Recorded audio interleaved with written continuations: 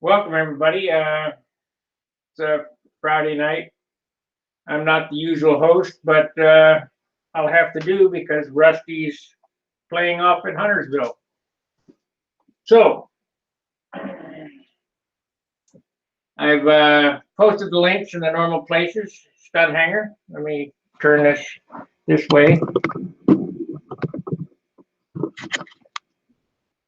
He usually does a spiel or whatever before he comes in. I don't know what that's all about, but let's see what happened there.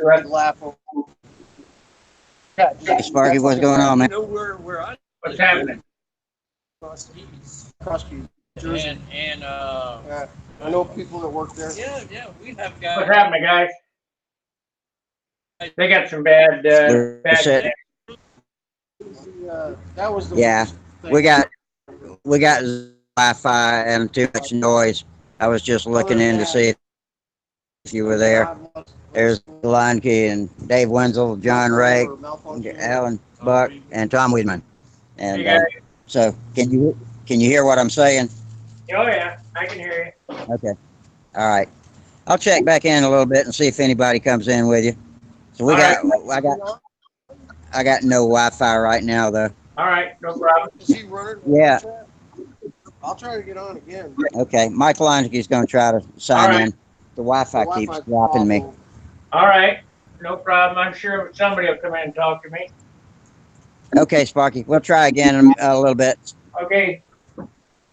So, go do a tandem though. You should go find crops on. Okay. I'll give you a rundown on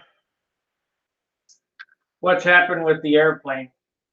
I showed what I was going to do about the elevators, and my suspicions were confirmed.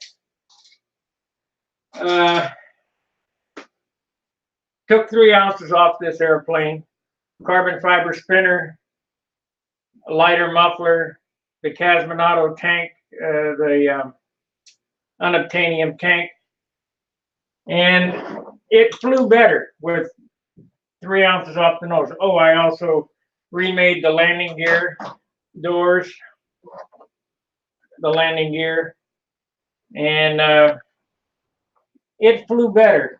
However, now everybody that was there said that it turned nice.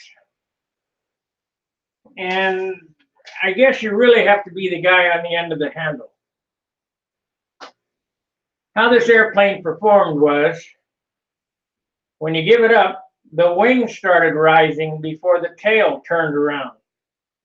And I guess only the guy that was flying the airplane could see or feel that. Let's see if we have how many watchers we have. Where's my mouse? There it is.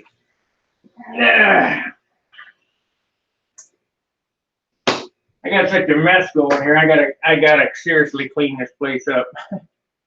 The work table behind me is such a mess. Let's see here. Oh, I need to get the live feed on. I mean, it might crackle a little bit here. Let me get this turned off. There we go. Okay, that's off now. 6 watching now. I get that. I'll leave that open there. All right, 7 watching now. The links are on the normal copy video link. The links are on the at the bench thread.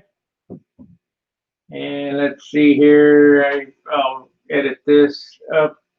I'm not as good as Rusty because this is Rusty's baby. I'm quite out of practice as it.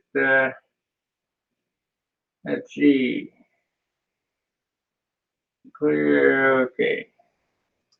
We'll paste that there. Paste.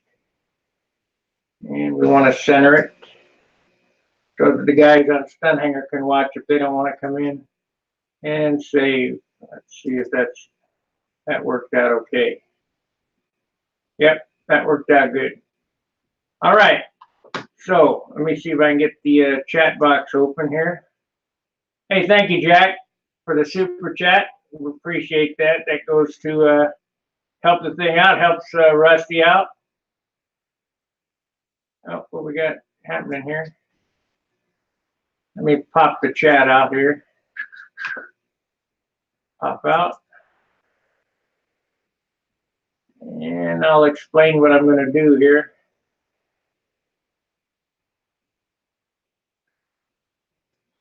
All right, chat's out. We are live. Can't see how many viewers, but if you type at me in the chat box, I can see it. It's on the other computer now. Anyway, what I'm going to do this weekend, I was going to finish the June RX, or the other June, or the third one that I built. And I still might paint on that some, but we have some good flying weather coming Sunday.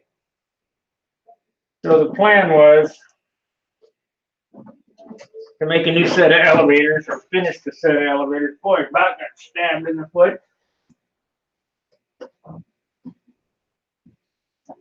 The new set of elevators that are much larger than the other ones. And that will add some more power to the tail. I do have the paint to match this. Let's look at the difference in this. There's the elevator there. There's the new one that will go on. Make sure that's, no, it's got oil on it. Gotta get that off. Don't want to get any oil on the wood. I'll have a painting issue.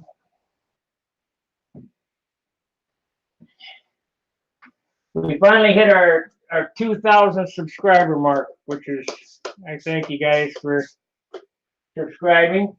I hope that you enjoy it. Flying season's almost here. We're going to be doing the live videos again out at the field.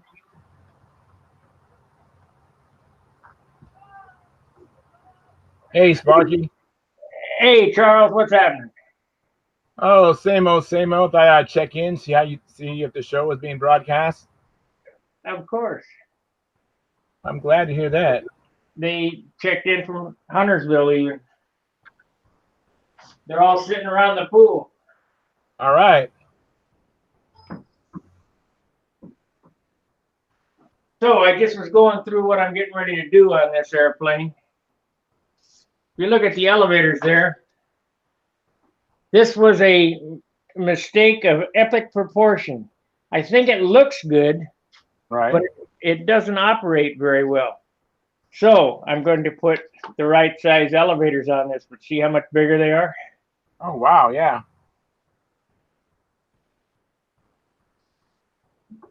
I don't know how many inches that'll add.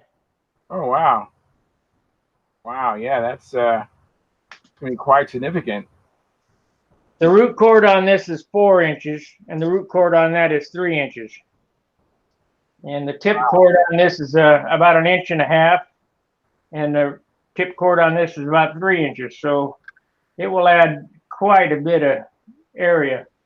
And as I was explaining, when the airplane's turning, the wing is lifting up and then it's going around. So in order to overpower that, all this flap, this has Thunderbolt flaps on it. I'm going to put those bigger elevators on to give it more of the snap. It did operate better with 3 ounces out of the nose, but it's still not right. Oh, good. That's good to hear. I mean, that's those 3 ounces were kind of expensive, so I'm glad it flies better. This should be even lighter than this. And you said, well, how is that? Well, if you look at this airplane's was built in 2014. And 14, so it's 5 years old. If you look at it, it has 2 lines in it where the elevator horn is. And those 2 lines are a block, a basswood block. I won't be putting that back in. Okay.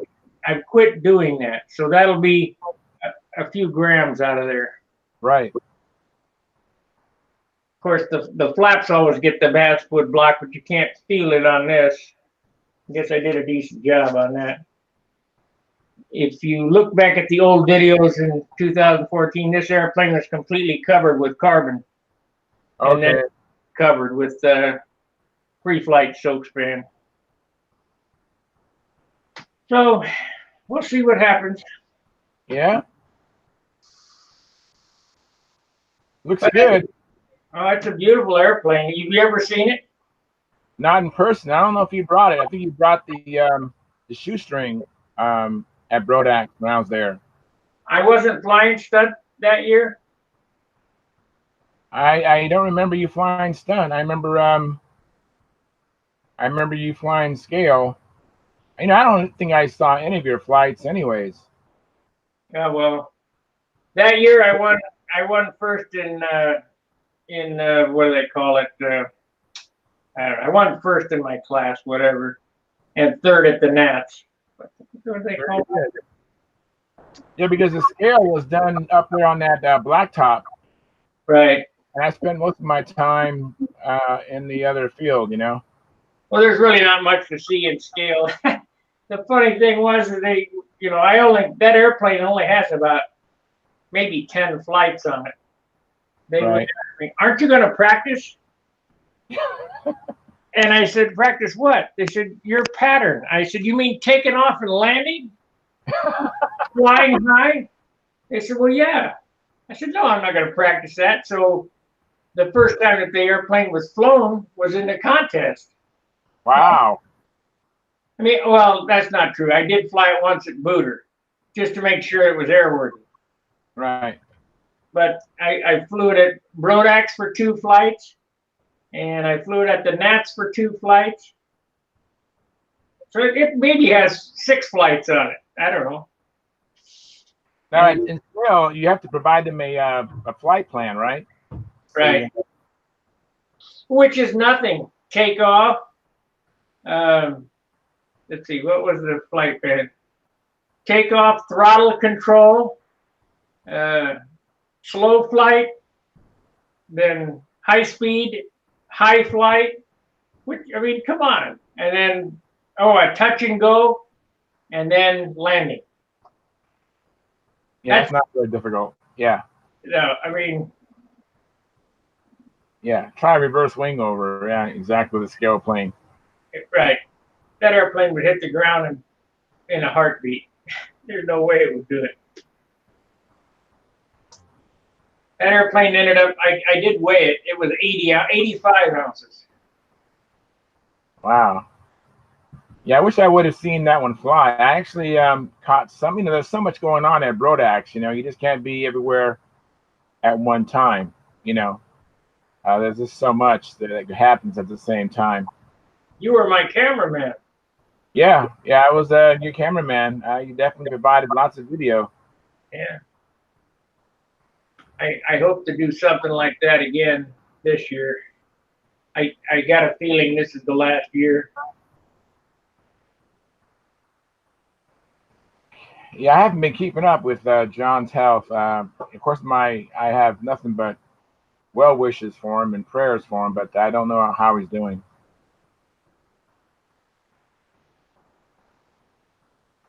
I ordered a couple more sets of lines for them guys in Ukraine. I ordered 62, 63, so I'll have 62, 63, 64 4-strand line.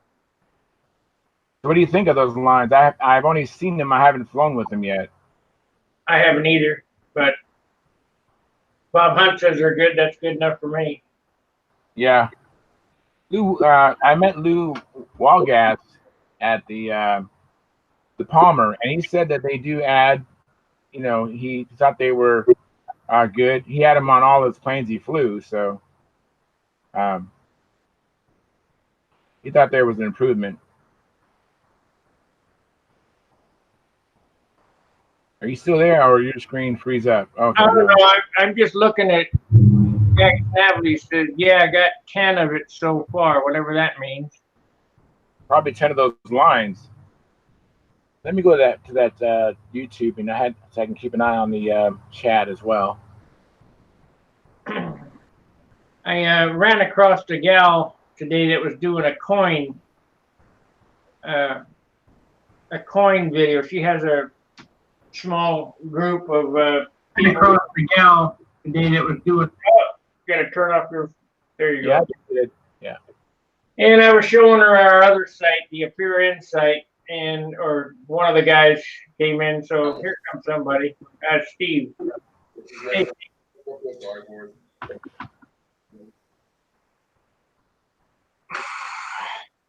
Hello. Hey, What's happening? not too much. Well, I'm going to show you. I went and bought this Sparky, but it takes about twice as long to dry as DC 540. Yeah. It sprays out really nice. It has a really nice nozzle on it, but I don't know. How much is it a can? I forget what I did. I bought a bunch of stuff. I'd have to try to find the receipt. Seems like it was more expensive though, but it's like, what do you do if you can't get?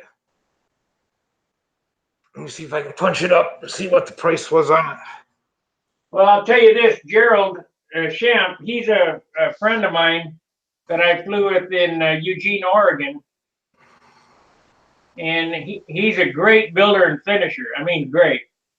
He's come up with an alternative that I'm going to try. It's on the forum, but it sounds like it takes longer to dry. And that means there's not as much xylene in it. Yeah, I really don't know what. The other thing I've been checking on, and I can't get a hold of some of the old guys I've worked with, is the UV cure. It's 30-second cure time. When you hit it with the light, it takes 30 seconds to cure it. Well, what am I going to do? Walk around with a UV light in my pocket?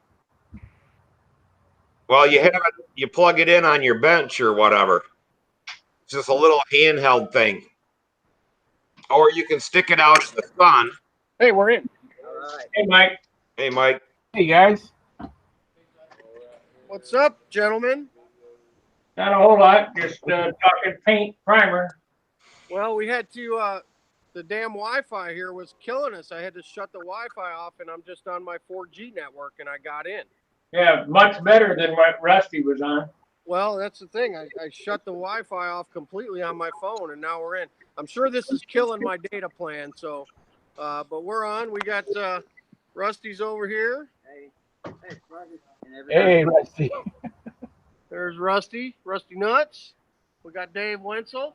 Hey. Hanging out by the pool. All right. Tom Weedman. Hey, how you Hey, going? Tom. Alan Buck went to take a shit in my room. I think he's gonna sneak Sam out. So he borrowed my room key. He's in there taking a dump. I'm sure because he's been gone for a long time. Is that the place right next to, what is that, McDonald's? No, not McDonald's. That's a hotel we normally stay at, isn't it? Yeah, the Super 8. Although the last time you were here, it may have been a Ramada because it was a Ramada for a long time, and then now it's a Super 8. The last time, I think you're out at the pool right now, right? Yeah, we're at the pool. Same place you were before drinking. Yeah. Yeah, we were in that room right behind you. Yep. So, Steve, I see you saw the videos of Sam today. Yeah. He flew the full damn pattern, man. All right. He's got it. He flew it all, man. What happened with that plane?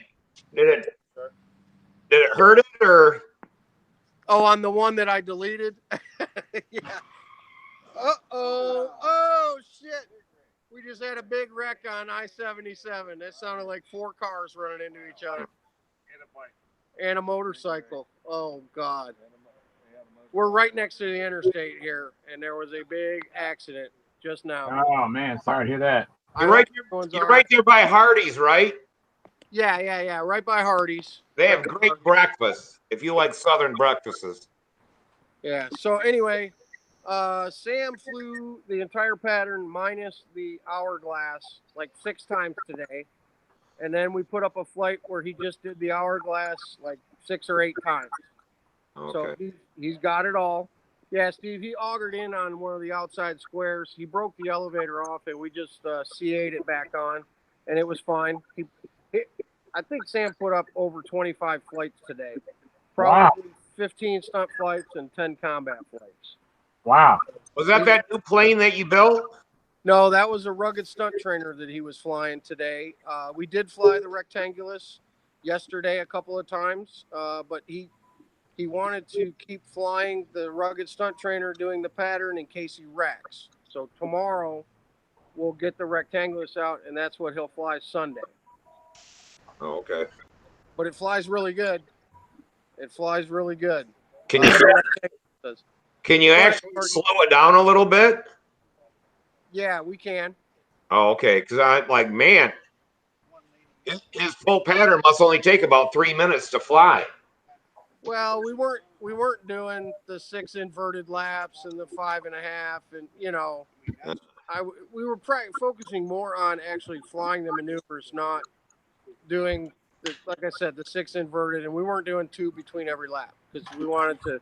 The plane he was flying is a beginner plane, and it only has a 3-ounce tank on it, so it won't fly the whole damn pattern anyway. But you're flying about 4.5-second laps, maybe faster. I was trying to time it, and I was like, holy shit, does he fly? You got him flying fast on the pattern. Well, maybe. I don't. It's not about that part of it right now, Steve. It's about him doing the maneuvers and having enough line tension, feeling comfortable doing it.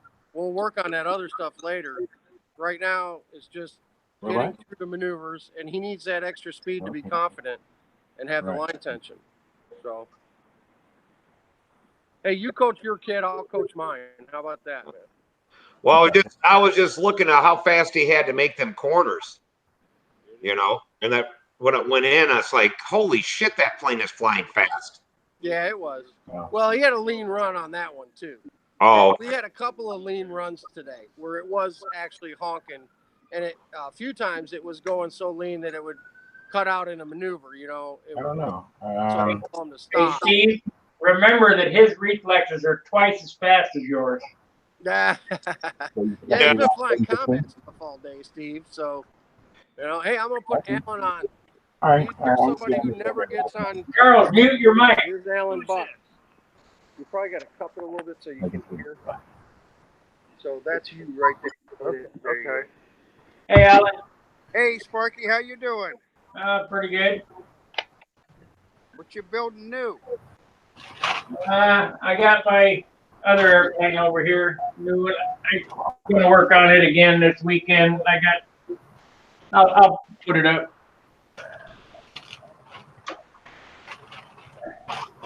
I got some more on it, but it's slow, Oh, I know the feeling about slow.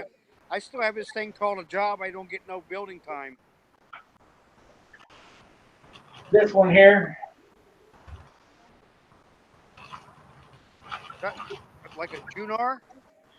Yeah, it's like a Junar. Okay. Looks good. Junar in name only. What do you got left to do to us, Sparky, before the clear goes on? What's that? What all do you have left to do before the clear? Well, I'm going to put red and yellow scallops on the nose, and a red stripe here, and then a yellow stripe, and then my red scallop back here, and then I'll shoot a coat of clear on it, and then ink it, and then finish it up. Oh, okay. Yeah, so that's a lot of taping to do then. Oh, yeah. Asking him.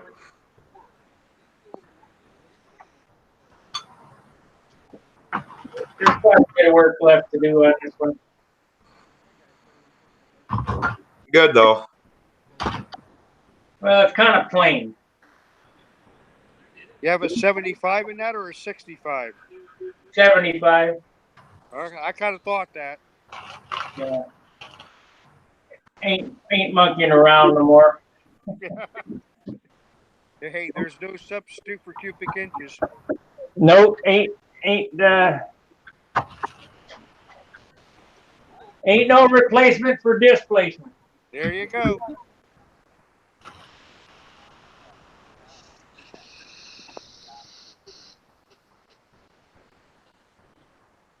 I wish I was there with you guys, but our excursion to Huntersville won't be till the end of the year. Yeah, well, we're kind of hearing the weather might not be the greatest for tomorrow, but hey, a bad day on vacation is better than a good day at work. That's for sure. No. We're getting ready for Joe Nall now, so we're only 2 weeks out for Joe Nall. Well, I got about 3 weeks worth of work to do on an airplane to get finished for the Nats and Brodex. You better hurry up. Yeah. If not, I got the old backups.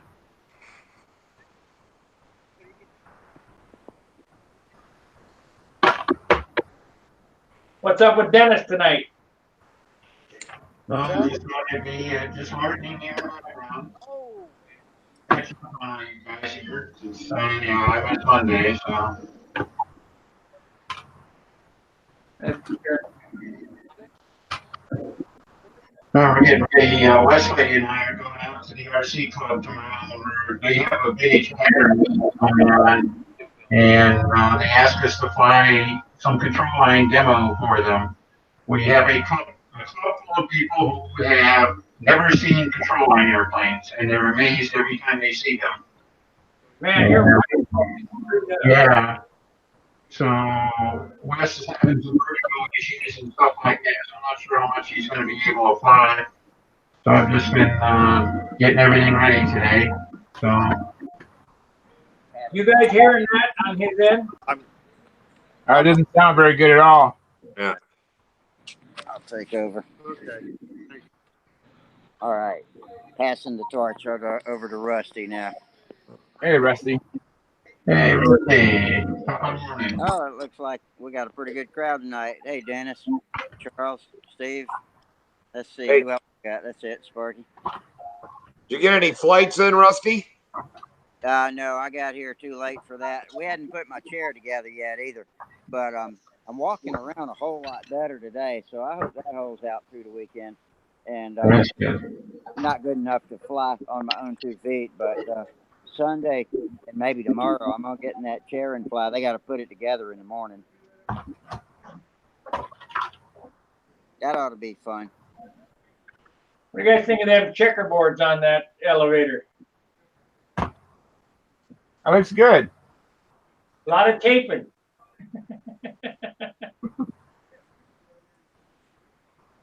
Yeah, I like the contrast and size from the ones on the wing.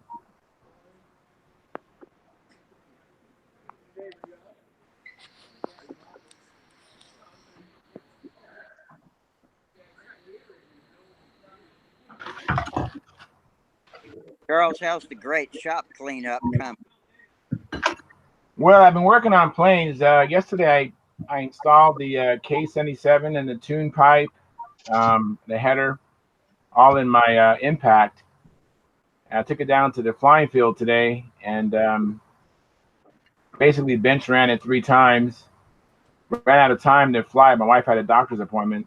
So I'm looking forward to next week putting it in the air. But that rebuilt K77 has a lot more power than it had when I first started that motor. Oh, really? Oh yeah, I could tell it's a smooth running motor. I'm pretty excited about it. Did you get free That connecting rod? That You guys are connecting both rod talking might at the have same never time. worked right. Did you get your free back plate from that guy on the forum? Yeah, mine came already with the updated backplate, and I also got an updated engine. So I have the old style K77, and I can tell looking at the new one there are some changes, and so I have the new advanced motor. The crankcase is a little bit different in the new motor.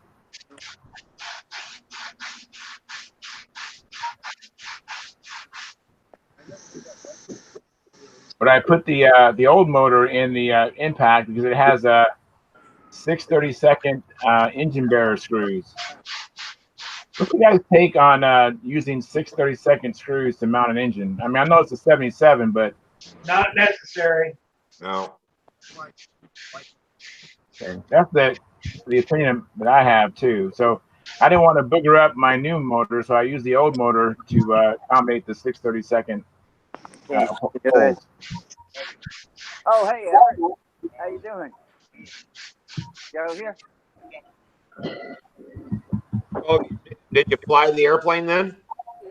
No, I didn't have enough time, but I set the lines up, got the handle on neutral, and Here you go, I'll Mike. be ready to go out there Monday, and I'll be ready to put it in the air.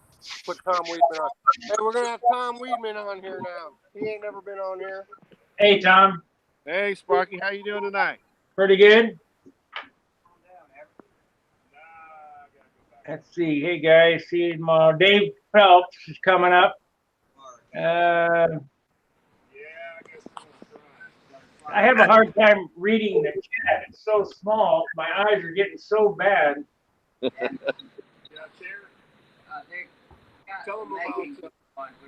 I think Rusty discovered a way to increase the size of that font on the chat. Well, yeah, let's see. Dave Phelps says, hey, see you tomorrow. Jack Snavely says, David Null, others too, great show on the night. Hello, texting folks, Dennis A. Hi, Dennis, great to have you there. Yeah, they're habit forming, aren't they? Evening, gents, top of the morning, JP. Oops, I meant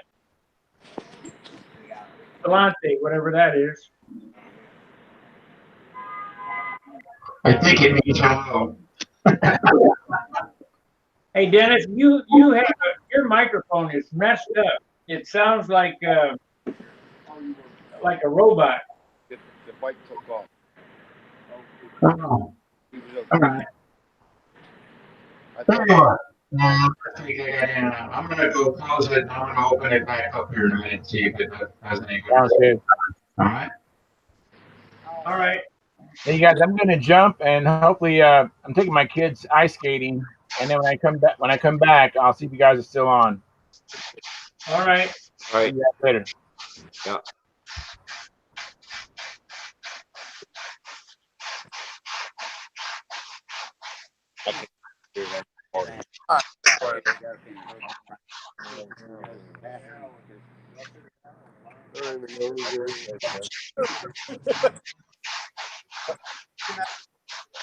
Man, all I hear is that raspy sound. Rusty. Hey, Dennis. Howdy, I'm back. Do I sound any better now? Not really. All right, guys, we're gonna sign off from Huntersville here. All right. Take care, Mike. We got the party bus coming to pick us up. We're all going to the ballet. We're gonna see the shoe show at the strip club.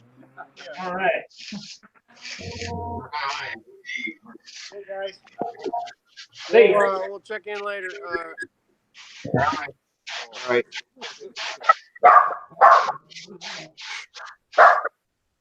Who's dog? That was Mike. Get really done. Oh, they're shooting off damn fireworks again around here. Stupid asses.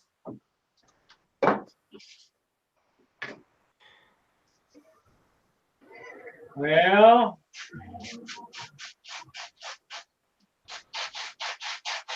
I want to get these painted tomorrow.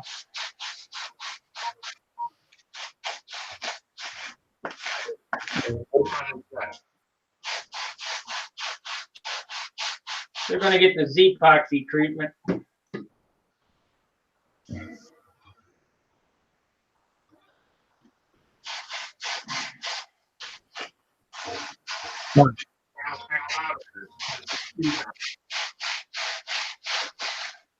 Then, Steve, can you hear Dennis?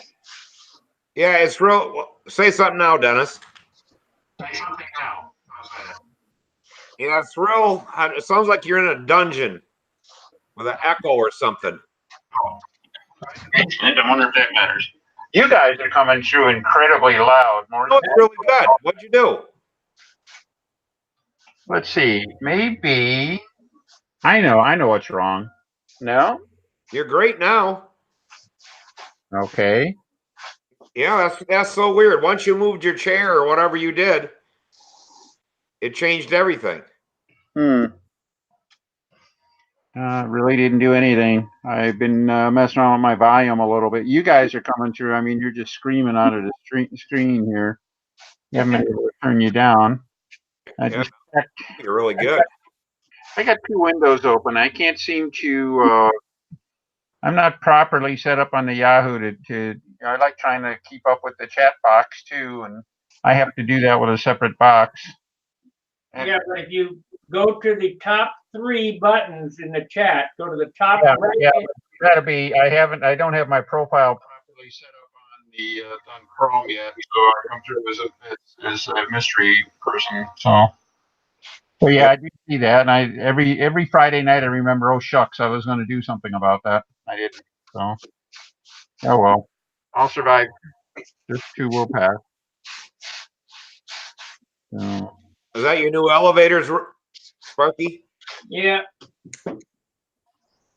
Okay, what are those for? my Monado. I thought I showed everybody. I'll show you. You probably did. I didn't. I missed it.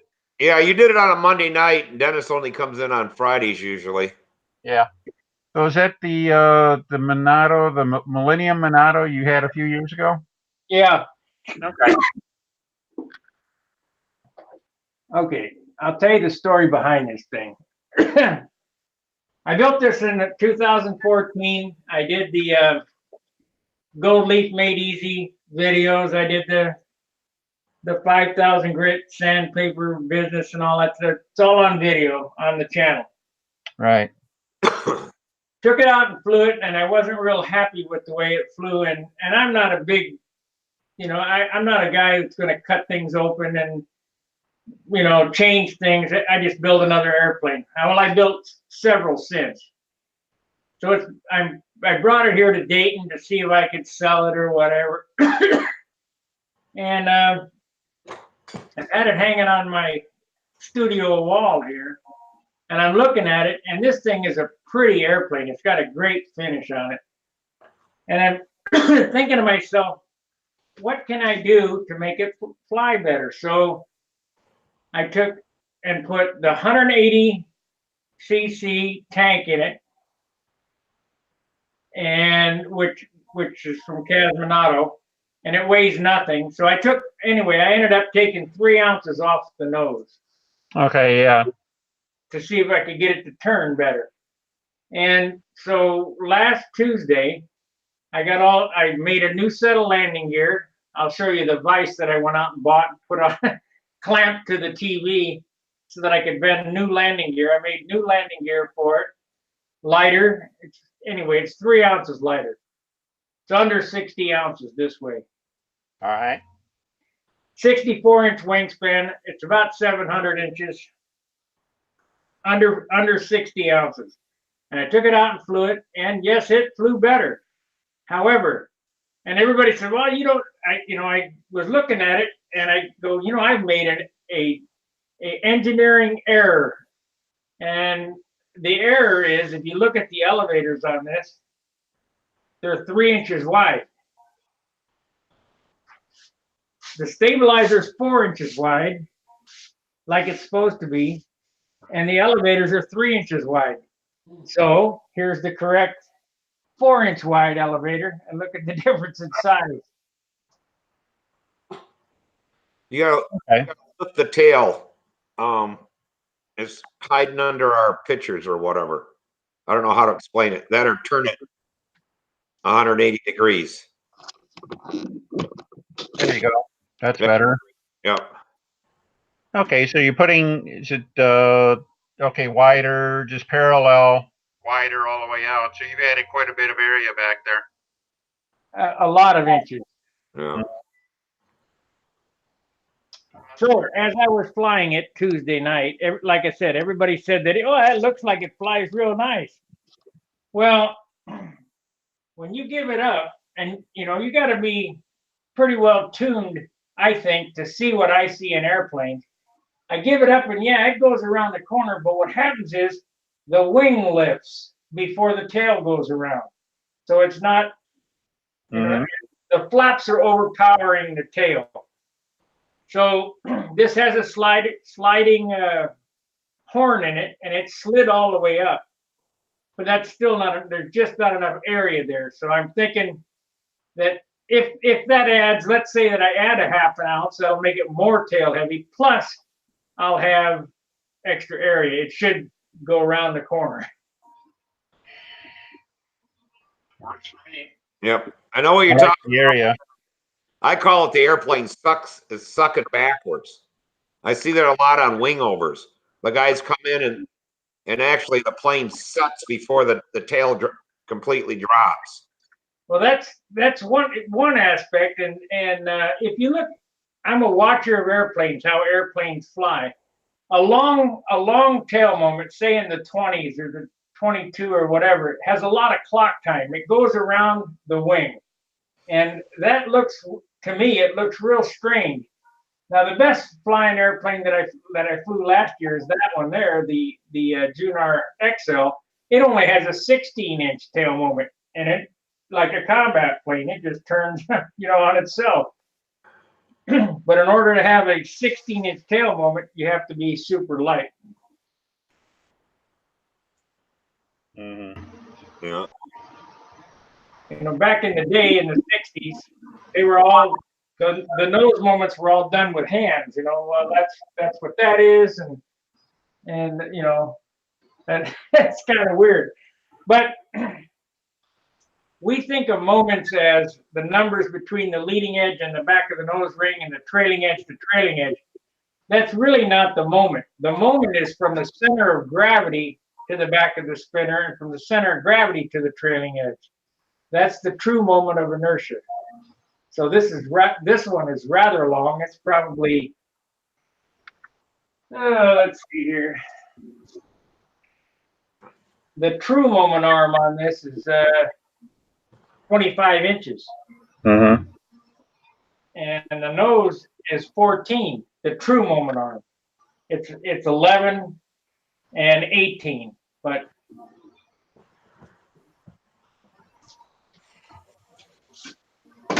back when I was building the Thunderbolts, my noses were 8 3/4 and 17, and I couldn't build them light enough. You know, when I saw Billy's airplane fly in 2004, I go, wow, that thing flies great. I got to build one. And I took all those measurements, all the numbers, and found out what wing was in it, which is this wing here. And I didn't realize that airplane only weighed 53 ounces or 52 ounces. That's what made it fly good, because mine was, you know, close to 70, and it didn't fly as good as Billy's. That extra weight is very detrimental. So really, it's the deal is that you really want your nose as short as possible.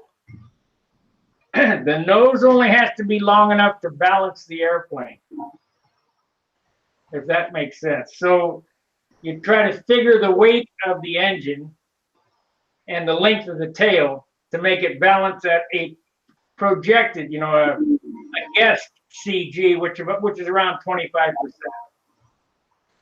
Oh, okay. And I had that metal tank in here, and that metal tank's 2.5 ounces, as opposed to this tank, which is 1.25 ounces. Big difference.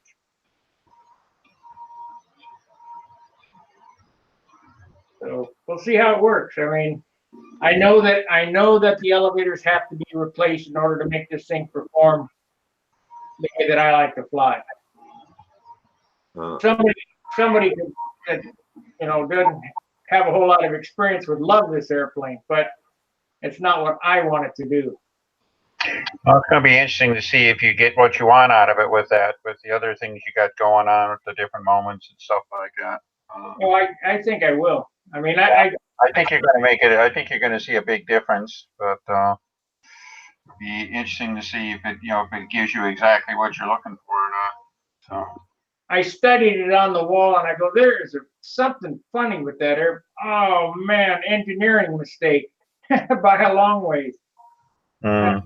Maybe I was in a rush, didn't have a 4-inch piece of wood. All I had was 3-inch, and decided, well, we'll get away with it. I don't know. Well, that's, I always said that, you know, I don't understand why they don't have flaps and elevators that you can pull the hinge, you know, pull a hinge pin or whatever and trade out stuff to see what They works. do. They do. The Russians do. Yeah. I know that none of us really do it that way. Hey, we got a new guy on here that I saw. His name is he's in the chat box. Oldies but goodies. He just got done with his game, but I met him on that coin channel. So welcome, Oldies but goodies. He signed up for the forum, so I guess he's going to start flying control. He's up in Michigan, where you are, Steve. Whereabouts is he, in Grand Rapids? I don't know. He might type it in. Tell us where you are. He's in the chat box. Yeah, we got somebody that, and I got to get back a hold of him. His son lives in the UP, but he comes down like once a month or something like that. And I told him he can come fly at our field. You know, we're flying at it now. We just dethatched it and reseeded, put down 100 pounds of seed and stuff. And so, If you want to join the chat, it's at the bench thread. It says the link is there, so you can come in and join this. I showed him our other channel, the Appear In.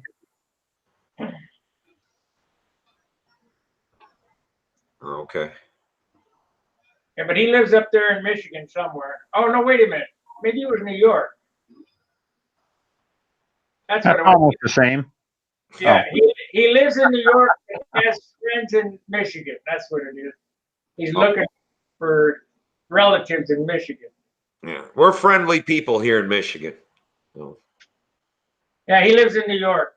So maybe Will tomorrow will come on, or one of them guys from the Golden State Circle Burners. Okay. You know, and when I told him we got guys all over the world, you know, you name a spot, there's somebody there going to be flying somewhere. yeah, what was it? 2 weeks ago we had the guy, or was it last Friday? We had the guy from Wales. Where's Gerald? Huh? Where's Gerald? I haven't seen him in a while. I don't know where he's been. If I figure his kids are probably started, but they may not have started back in school yet, because it's our spring, it's their fall, and who knows? Vacation. Hey, Len the knucklehead from Canada, come on in. He said, "Hello, gentlemen. Make the camera work." Oh hell, probably Naomi ain't home and he can't get on. Who, Lenny? Yeah, that's why There he is. I'm poking at him. He's on the text or the chat, if you prefer. Well, Naomi gets him on, but he may have made her mad, and she won't let him get on the video part tonight. He said he'll try. We got to know what's going on in Canada. Yeah. Yeah, they're probably flooded. I mean, shit, damn Detroit was flooded, and they're just on the other side of the river from Detroit, so. Yeah, we got a flood watch out here too. Oh yeah, well, I mean, all the farmers' fields here are just standing water. Mm-hmm. Here comes. Oh, Torn. Hey. Hey. Hey, Torn. How you doing? Hey, did you cut that spinner yourself? Yeah. That's cool. You should show it on here. You did a good job on it. It's a hell of a needle nose spinner. It's 3.5 inches long. Wow. Yeah. And it's a 2-inch diameter, so it's very pointy. Yeah, Yeah, I like all the slots in there too. That's really cool. That's, No pun that's, intended. that's for cooling. I don't think you could fly at the world championships with that spinner. I don't think the Yeah, they would frown on that, wouldn't they? yeah. What radius? What, is it 5 millimeter radius? Was it? It's ridiculous. It makes the airplane look stupid. Yeah. I can put a 5 millimeter radius on this. It's no big deal. If they're gonna shit their pants about that. Yeah. I don't know. But as you see it right now, it's 30 grams, and and this is the adapter. I still have to cut the slots in it, but that's pretty much the adapter goes inside. This is the back plate. Super. Has the taper built into it. The adapter goes in like that. Aligns obviously, and the cone. This piece here weighs about 10 grams only. Yeah. Has the wall. The wall is just 25 thousandths of an inch. The wall thickness is pretty thin. That's great. So, How much did you say it weighed? 30 grams. 30 grams. That's basically including everything except for the what I bought. I bought a threaded rod, 832 threaded rod, which is about a couple inches long, and one more nut. That's all that's going to go inside of this guy. See this spinner here? My buddy John and I put it together this weekend. 19 grams. That's good. You know what I like about Treon's there is that he's got the cooling prop adapter and everything like that all integrated into it, so that'll help it run a lot truer. Which is, of course, super important when if you're gonna put a long needle nose like that on there. So. What I want to know is why do they sell them spinners, and they don't never sell a correct adapter? You got to put all Mickey Mouse around. I mean, that's a great setup that Torrin's got there, because if you buy a true turn spinner, you got to buy this adapter or that adapter. Come on. I mean, you think that they're selling their spinner, why not send the adapter? Yeah. I was looking at I was even looking at their weights, over there. So my spinner, it's bigger, longer, and it's lighter too on top of it. So, but I think I gained the weight because I have the adapter built into the back plate and everything else. Did you CNC that or what? Yeah. That's cool. Yeah. Everything is done on CNC. So when you say 19 grams on your spinner, what is just the back plate and the body and the nose? The whole thing. Yeah, back plate, body, and the nose, not the nut. That doesn't count. The nut on the engine. Okay. Yeah. But that's aluminum too. That's light. It's probably 20 grams, including the nut.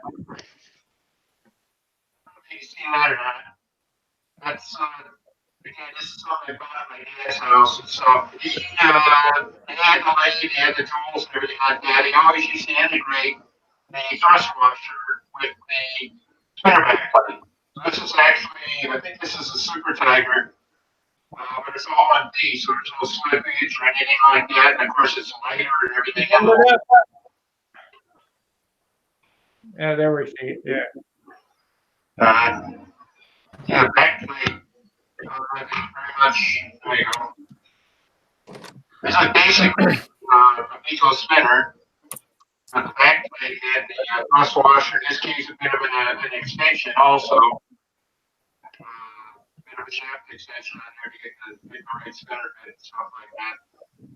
That was one of the advantages of having Maddie in a tool maker. Dennis, This is actually made for Leroy Hunter. Dennis, I cannot understand anything you're saying over there. Something is wrong with your mic or something. All I hear is like. I've been having trouble with it tonight. So, Much better. is that better? Yeah. Believe it or not, it seems to be sensitive to the angle that I have my screen at. Yeah. All I could hear is But I always sound like that. Oh. Sorry. Maybe I'll put it in chat or something like that. And now we almost see your nose. Yeah, well, when I put it down and my voice starts sounding funny, I think I'm getting some feedback between the screen and the microphone or something. I don't know. Yeah. I'll tell you exactly what it sounded like, Dennis. It sounded like he was feeding back through your hearing aids. Well, all right. I mean, that's what it sounded like, feedback through the hearing aids. All right. Let's see. The only other thing I can do is maybe adjust. Well, I got the volume turned way down now, so I'm not sure what else I can do here. If your screen is not pointing at you, your mic is off. It's almost like unidirectional. So if we cannot see you on the screen, probably we cannot hear you either. So there you go. So somehow you have to hold that thing down. Yeah. So come again. What? Honestly, like all I saw you showing us the spinners, and I kind of gathered that you something about the back plate. That's about it. Well, that's what I was trying to point out. It's very much like you were doing. You had integrated the adapter with the back plate, and this is something my dad. I think this was made in 1969.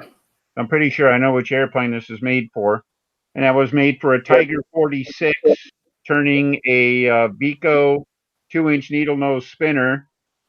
But the back plate and the thrust washer and a little bit of extension there, all integrated into one piece. So it's lighter and it doesn't slip, doesn't backfire or anything like that. So that's not a Froome? No, it's actually a Vico. I don't know if you can see. Hold it up. Can you see the web? Yeah, I see him. Yeah. Yeah, the Froomes were spun. The Vicos were cast. So they cast them and then they turn the outside. Yeah, they cast and then polish the outside. So they had I guess for castings they ran remarkably true. Although the needle nose, the 2-inch needle nose, sometimes you had to throw them away to get got one that was good. You'd have to go through a few of them. You know, funny thing that you said that today, because when I was making this stuff, I was thinking about if I had like the numbers from the Rojet bushing that they put behind the motor with the taper to it, I can make the back plate to fit that perfectly. So it's you eliminate the whole nut, everything out. Just put the back plate on, put your prop on, tighten up, done deal. And yeah, just an idea. Do it. Seen too many people lose too many starting points because their prop backfire and the spinner would spin off the shaft extension, which would spin off the thrust washer and all of the parts laying there in a heap in the ground in front of the airplane and whatever else. And yeah, it's crazy. You put them all together in one piece, it's just a lot more reliable. Oh well. I remember those 5-point days. Flip, flip, flip, flip, flip, flip, flip, flip, flip, flip, flip. How'd they go again? Yeah, you know. I like my starting methods now. Yeah, push the button and walk away. Oh heck, I yell at my launcher to push the button. So I don't even push it myself.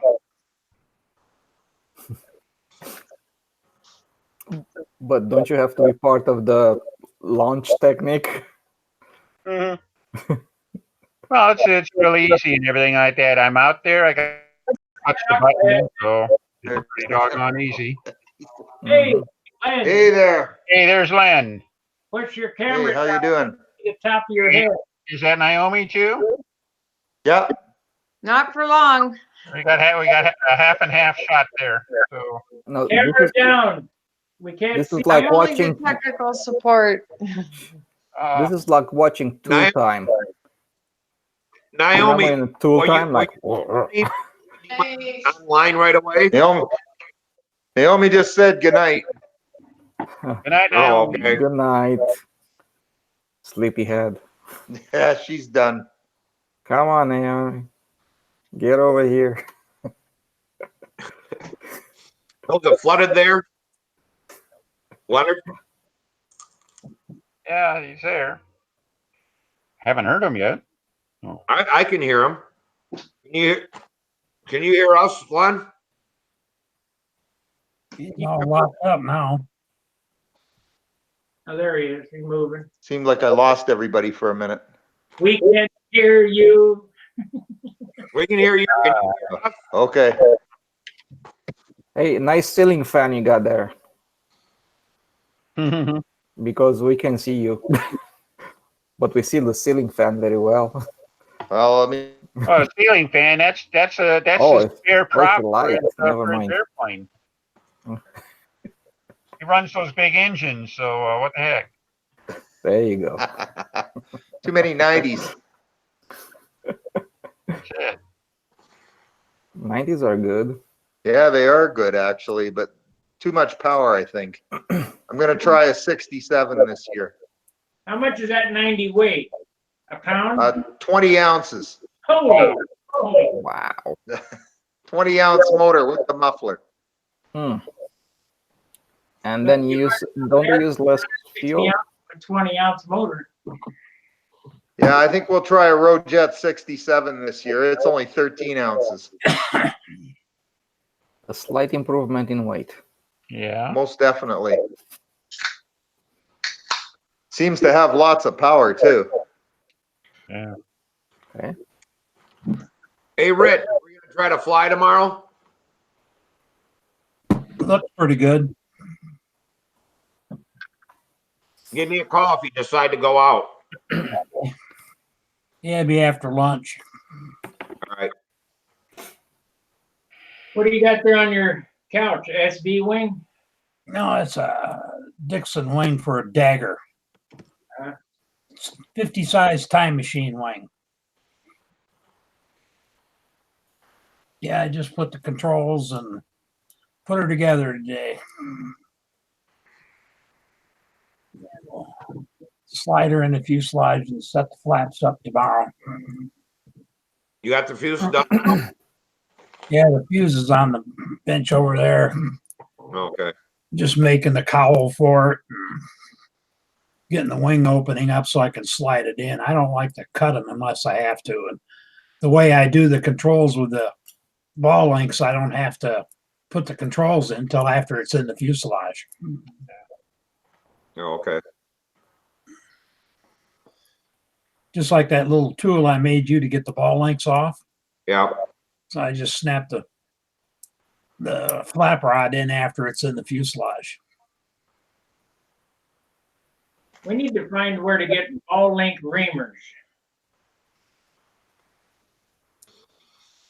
What reamers? Ball link reamers. What do you ream out? The ball link. For a bigger, instead of a 440 bolt? No, the ball in the plastic. The helicopters guys have ball link reamers, and they make their controls real floppy. These ball links are nice, but they swell up in the weather, so they become tight. So if you put that reamer through it before you put it together and then put the ball back in it, it's loose. I just use a mount a ball on a drill and some toothpaste and free them right up. There are polishing compounds too. If Yeah, just polishing compound. Yeah. Something real fine, just so like lapping them in. Yeah. Works real easy. Uh-huh. I'm using some they call metallic ball links, but actually they're made out of aluminum with a steel ball in the center. Mhm. And I was looking at the reviews after I bought them, and everybody says like, hey, they fail and whatever, you know. But actually, if you assemble it in one direction, they can slip out and pop out. If you assemble it in the other direction, they are bulletproof because they cannot come off. Yeah. So you have to be careful which way you put them in. Other Thunder than that, I have no. Yeah. Yeah, Other than that, somehow I I have no. disconnected. Yeah. Yeah, but you came back. There you go. I don't have any binding in my bowlings at all. Yeah. It's just- Yeah. They got to be free. Yeah. Especially what happens like if you run IC, you have vibrations from the motor, and because you have vibration from the motor, even though controls might be tight or the bowlings might be tight, you know, they usually the vibration kind of breaks them loose. But with electric, when you have very little vibrations of any kind, any binding in a control or something like that, it's amplified because it doesn't break loose. Yeah. So that's, you know. But what do I know? Well, This Bob McDonald almost hit the ground on what I'm talking about with his Thunderbolt. The ball link swells, and it creates, and when it gets moist out, if it's raining or whatever, and it makes it real tough. They squeak sometimes. They're so tight. Okay. You want to put a ball link reamer through the plastic Yeah. to make a few thousand sticks bigger. Yeah. Keyword over plastic. Yeah. Yeah. So if it's a plastic, you need to worry about it. But if it's metallic of some sort, you know, nothing to worry about. And just put a little of this on it. This is what I use on my ball links, dry slide. It's a motorcycle cable lubricant, graphite. Mm-hmm. Yeah. Dry lubricant, graphite. Yeah. They get the job done. Yes. I got two little holes in the side of my fuselage. I doubt you can see them. This has a needle on it. Mm-hmm. I don't know if you can see that, but it just slides into the hole and you just put a drop of oil in there. Mm-hmm. Got it. Are you going to Huntersville? Am I doing what? Are you going to Huntersville? Huntersville. No, that is until the end of the year. They have one this weekend. Right. We're far away from Huntersville. Okay. So we'll go in September. Uh-huh. Oh, September is when you go usually. I got it. We're going to Joan All next 2 weeks. Joan All will be there. Yeah, that's basically right next to my house. I mean, we're 2 hours. Joan All is or Huntersville? 2.5 hours or so. Where? Joan All. You gonna be there? Yeah, I'm gonna be there. That is a phenomenal contest. It's unbelievable. Yeah, it's like yeah. Lots You of ever been? everything. Never. There's 20,000 people there. That's it? Yeah, that's it. Yeah, maybe. Well, they served 20,000 barbecue meals one year. There may be more. It's the business to be into. There's more money there than you can possibly imagine. Oh, I'm not surprised. When I was going to a glider competition with the DLGs, everybody was bringing like at a minimum, I'd say absolute minimum, 3-4 planes, and you're talking about $3,000-4,000 just there. Well, I'm talking about. And you start to multiply by how many people are over there, and trailers and campers and stuff like that. How they go again like that? There must be, at least $10,000 million motorhomes parked on the field. Not surprised. You'll see. And then they're towing a trailer with 4 giant scale airplanes. $10,000 each. You know what? That's perhaps one thing I never understood about the RC guys that build planes like in that size. Okay, I'm talking like quarter scales, 1/3 scale, half scale planes or something like that. I say, if you build a plane that big, you might as well just build a plane so you can fly in it. That's right. I mean, I'm like, are you kidding me? If I had the money to invest in a plane like that, I can build like at a minimum a Cree, you know, Hey, and go here's have one a for you. blast with it. You like electric. They have a guy here in Dayton, a kid goes to college, who built his home, who built a airplane out of blue foam. He hot wired blue foam, and he's using electric motors and batteries and propellers about yay big, and he flies it at the Dayton, field or whatever. I It's know the not. guy. It's the guy's from Flight Test, right? Pardon me? It's the guy from Flight Test. I don't know. I don't know the channel, but RC Radical RC turned me on to this channel. He showed it to me, and it's wild. Mm-hmm. That kid's got a lot of guts. Fly his own model airplane. But it's so stable and so slow. I mean, just look at it. I mean, it just barely moves in the sky. Yeah. Yeah. But reminds me he of did a Fred. good job. His feet hang out the bottom. Yeah, I mean, he did a good job on that thing, you know, just anyway. So I was like 1 year at Toledo. They had a guy there that brought in a 26-foot boat, a car racer, and he had 2 miniature Caterpillar diesels made for it. And they said that each motor was over $10,000 that he had into them. And the boat, and it's like they figured that when it was all said and done, that he'd have close to 50 grand in that boat. And it's like, if I had 50 grand for a boat, my ass would be riding in it. Yeah.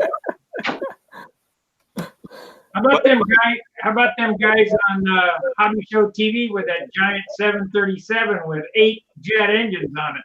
Yeah. that's crazy. Yeah. When does it stop being a hobby?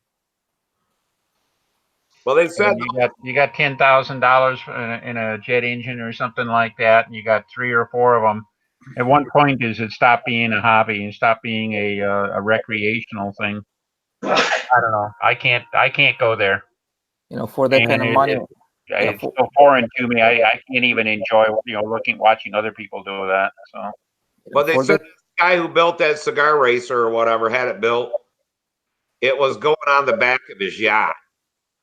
So when he was out in Lake Michigan or whatever, that they had a hoist thing that put it into the water, then it was a radio control from his yacht. So 50,000 to him was probably nothing. Yeah, but still, it's, what the heck? I don't know. Okay, so I I need a yacht. even enjoy watching that.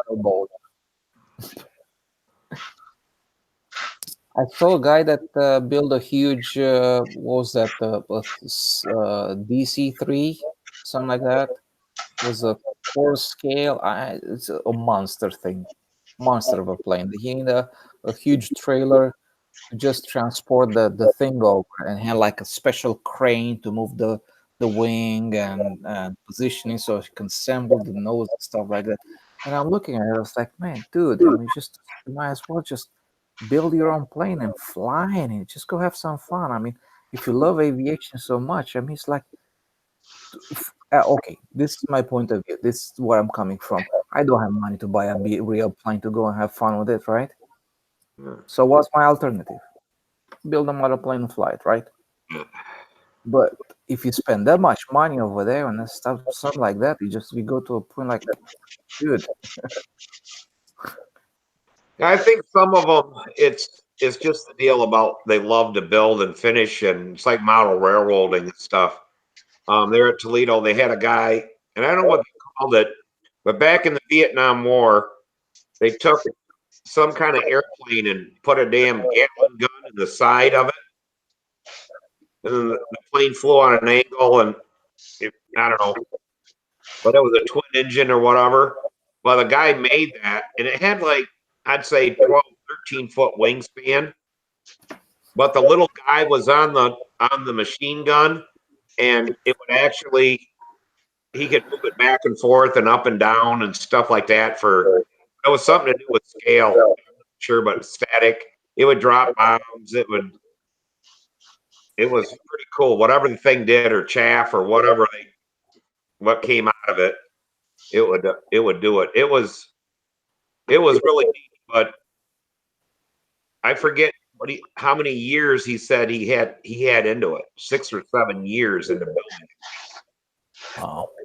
There's a quarter scale warthog on YouTube that drops chaff and shoots their Gatling gun and all that. Oh, no kidding. Yeah, type quarter scale warthog on it, and it's huge. A10 or whatever. I've seen something on YouTube that absolutely, actually, three things that impressed the shit out of me, right? One of them, actually, two of them belong to this one guy. It's a Russian guy that flies jets, scale jets, at international competitions for scale. And the guy is absolutely unbelievable, but everything he does is all composite work. Everything is just CAD CAM stuff. And when he made the plane, he actually went to Yakolev department, and he got the drawings for the plane from the Yakolev department, and he used those drawings to make his model off of it. The thing was so accurately made that the guys couldn't see any difference. I mean, the judges who were looking at the plane, they couldn't see any difference. The pilot was moving his head. The actually displays in a cockpit were lit up, and they were actually active over there. He had little LCD displays to display, systems here, and you could put anything on it. He said you can put a movie on it if you want to display. I mean, really, really impressive stuff. That is, when I saw that stuff, it blew my mind. The year that I flew scale at the Nats, I went, you have to go over and get judged with the RC guys. They had one of them over there that had LCD light up and the pilots move and all that stuff. Unreal. Yes, yeah. But what this guy did that really impressed me is that his plane was in a maximum weight of 25 kilograms or something like that. They have a maximum weight you can be into. And this plane was huge. I mean, I think it had like close to a 3-meter wingspan or something like that, 2.5 to, no, probably 2.5 meter. Anyways, it was huge. And when he was flying it, it was so scale-like, it was just, that long takeoff, that slow roll, and the landing was just nice and soft at slow speeds. Everything was just, scale speed, and that's tough to accomplish in scale, because most of them are just a bunch of flying bricks. They fly like you see a Piper Cup that flies at supersonic speed, scale-wise, So you go look at it as like, okay. I forgot, what country are you from, Doran? Romania. Romania. So that's that. So this guy, if you go on YouTube and look for Yak 130 absolute precision, and you can find this guy's channel over there. I mean, if you watch what he did over there, you're gonna go like, holy smokes, it's unbelievable. I mean, it blew my mind away. And he's doing it almost like every other year. He pulls up another model, and the level at which he works, I'm looking at it as like, I mean, if I had the time, I can match him and I can do what he does, but I just don't have the time or the resources to do that. It's just too much, you need the backing of the government and stuff like that. I think that's why he's got there in Russia, because the government is backing him off, and this is basically his day job to do this stuff and come up with this stuff. So something I will never be able to do. Kind of like Zanping. Isn't Zanping part of the Chinese government? Isn't he sponsored by the government? Probably, yeah. You mean you're talking about the Chinese? Yeah, Xingping or whatever they call him. Yeah, whatever his name is. Yeah, maybe, probably, yeah. So yeah, typically the communist countries do support their athletes by quite a lot. Well, in this case, We get and get so a half this fine ticket from the AMA. so this was one of them. Another one is the same guy that made like a Sukhoi. I don't know what was a Sukhoi something.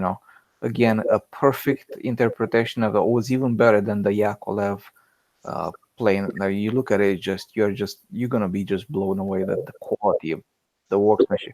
And the third one was the guy from Norwegia that made and this guy it's a retired guy, and he made what was that, a, uh, a BAC 6 or something like that. Anyways, one of those cigar planes with the engines on the back. And he machined the landing gear parts and stuff like that, and the actuals working just like the real stuff. And he did it on a Bridgeport on top of it, which is very tough to do. And well, I guess I would know that. So I was very impressed by his quality because he put the leading edge slats were moving forward. He had the flaps that would extend backwards and have flower flaps as well. Uh, the landing gear was all scale and the doors and everything and just like, and it flew beautiful. And he also had the reverse thrusters on the back of the motor that would come out and just close behind the motor. And as you uh, would take the thrust from the motor, redirect it in the other direction to slow down the plane, brakes and stuff like that. Beautiful plane, unbelievable. So those are kind of the three guys that I've seen. They almost got me to. I was thinking about making I was thinking about an Airbus 220 or a 777 scale. But another candidate was the Max, the 737 Max, and the reason is because their nacelles are very big. If you look at the plane, the nacelles for the motors are huge, right? And scale-wise, try to scale it down and stuff like that. You can put big motors on the planes and get the job done. So I was thinking about doing something like a all composite, super lightweight. So we just basically make a butterfly that has like a 2 meter wingspan with the flower flaps and the gears and all the stuff. Just, I mean, if I was starting that thing, I was just going downtown on it with, everything. No holds back. So yeah, I was going to do if it was a 737, the 737 has the flower flaps that extends out and has actually I think there's 2 or 3 sections of flaps when it goes out. And I was going to copy that to scale perfectly to have it extend the same way. That'll be just totally cool. Anyways. And I'll try to take my brother into buying 8 of them $8,000 Mokies, and we build the spruce goose. But keep the money. With $8,000, you can get a what was it, RV5? Is that's a plane? You can buy the kit for it and the motor and everything for them. Maybe a little bit more money, and you can fly in it. Spruce goose. Spruce goose, yeah, with 8 Mokies, rotary Mokies on it. Oh my goodness, that'd be huge. I don't know what scale of that or whatever would be, but yeah, it'd be bigger than a Cessna or whatever. For sure, it would be super easy to fly. Yeah, because big wings.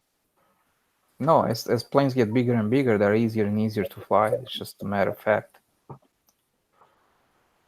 It's like when you see people insisting in learning on a Cox engine plastic plane. You couldn't find a harder plane to fly, honestly. Oh yeah, that's like Dick knows because he met me back when I was 16. And my brother and I, we flew Cox airplanes in the backyard and stuff. So we decided that we were going to join the club and everything. We joined the club and we bought a couple little snips with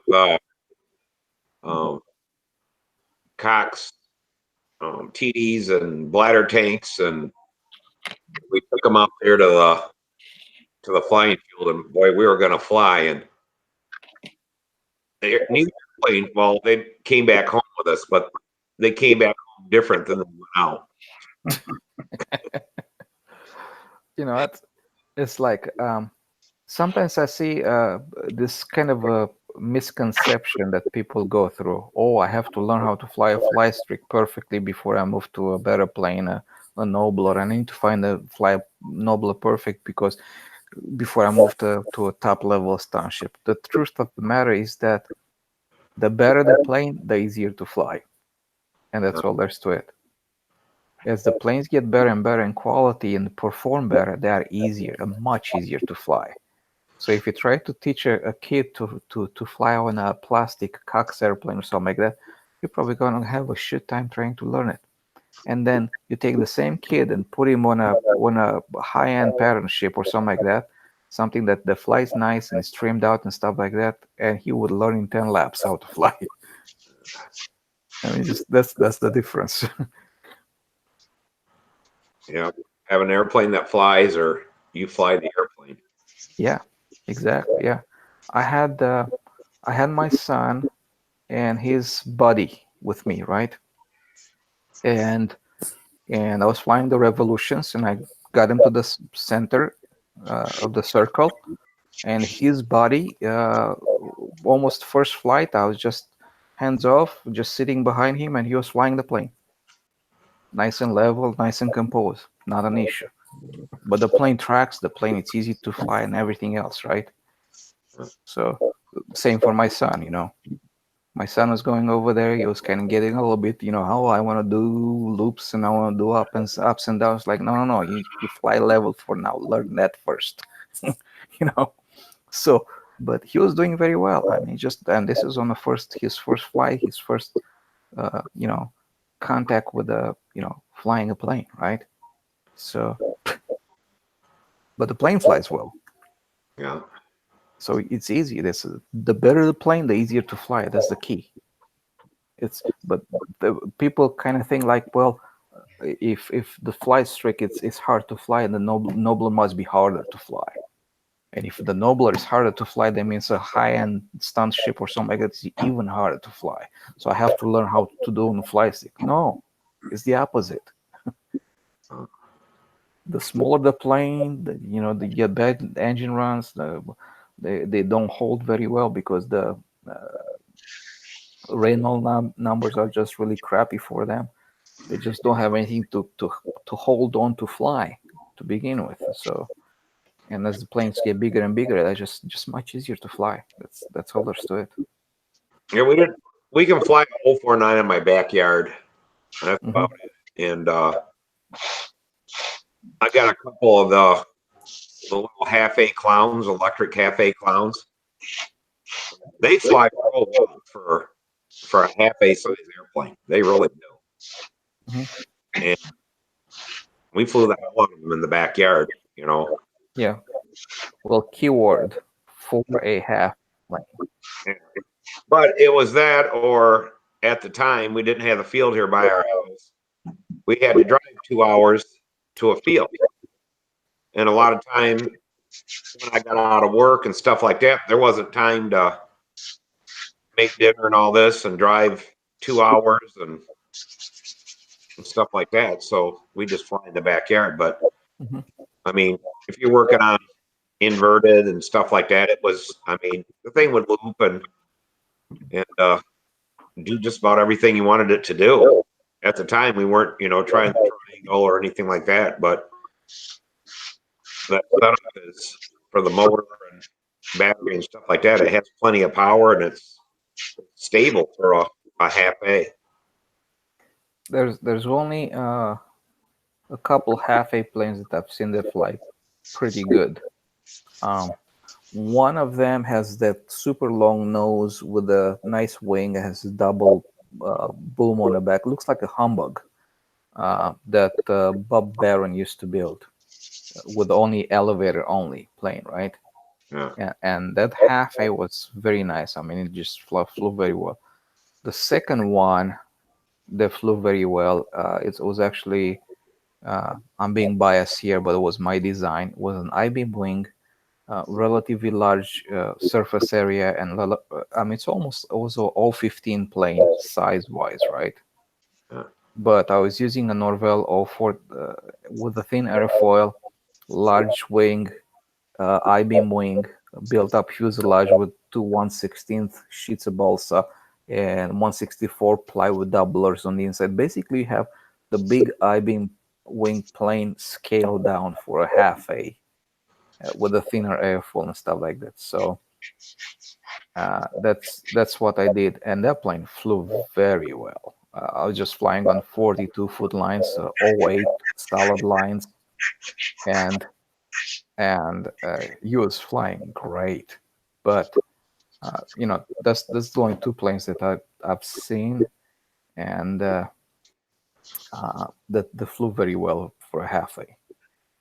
Anything else? It's just more of a fight than flying. I mean, they can barely do a loop, and then you worry about going invert. Now you go invert, and you can't bring it back over because the controls are a little bit off or something like that. So I haven't had a half A plane that really flew well.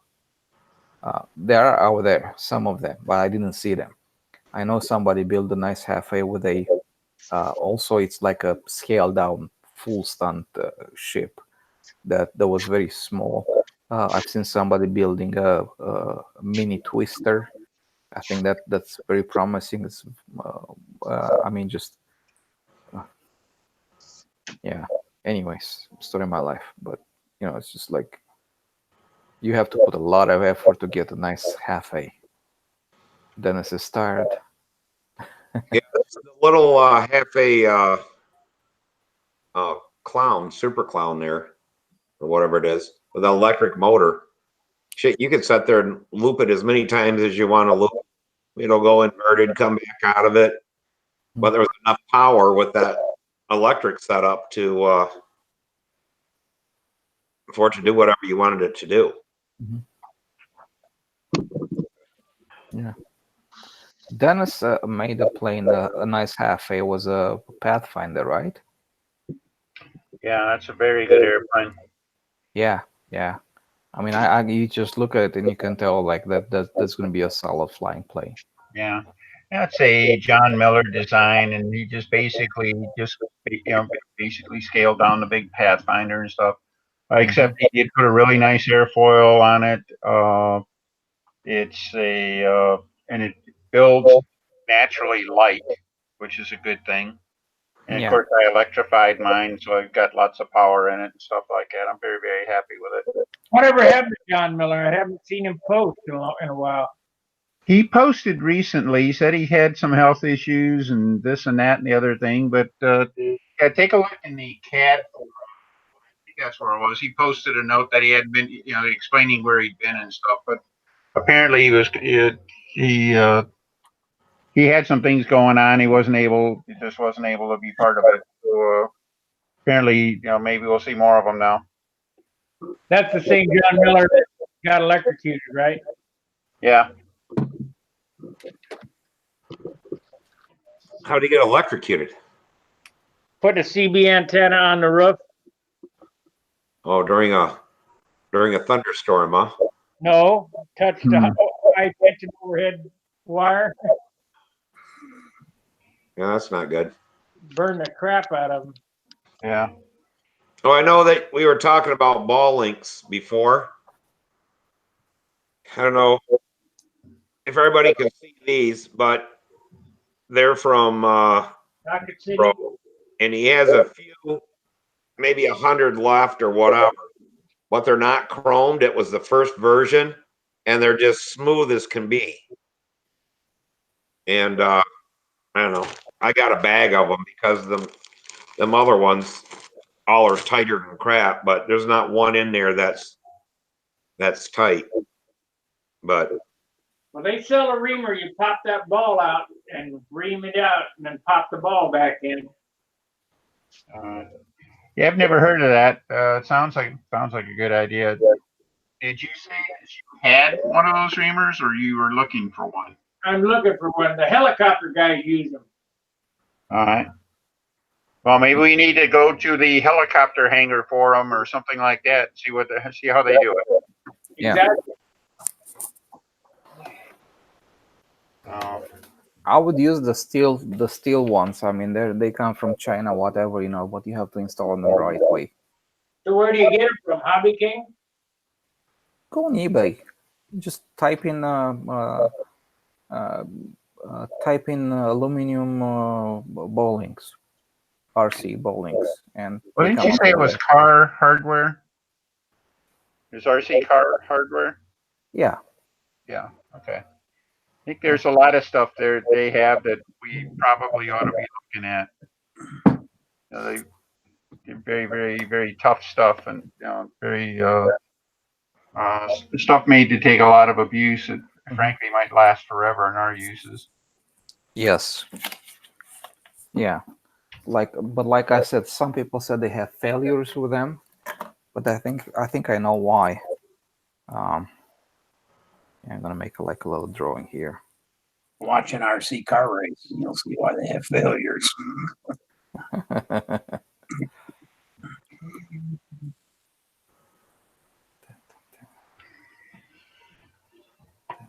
Len Burrell said he built the Happy Twister, but have not tested it yet. Oh, okay. have you guys seen the ball links to where you pull a lever and it'll pop off the ball, and you can set it back on there and it fastens it back on? No, I do have adjustable ball links. Rocket City got a bolt in the end of it. But let me see. I don't know whether I brought them or not. I don't think so. Because that was going to be my plan if I did a take apart airplane with a full wing, is that I was going to use the ball links that you just pull back on a little tab and it releases, so you could take the wing out and then pop it back on. Those come apart things, that kind of worries me. Yeah, I don't know. I'm sure you don't want one coming apart in flight. Yes, come apart though. Even the plastic ball links, you can pop the little ball out of there. No, I know. Oh yeah. And that's the one thing kind of worries me when you say about reaming them out, because there's such a little tolerance over there. You know, if you're just a little bit too big, I mean, you're talking thousands of an inch here. You can just pop out. Well, you put a Out big there. fender washer on it like this.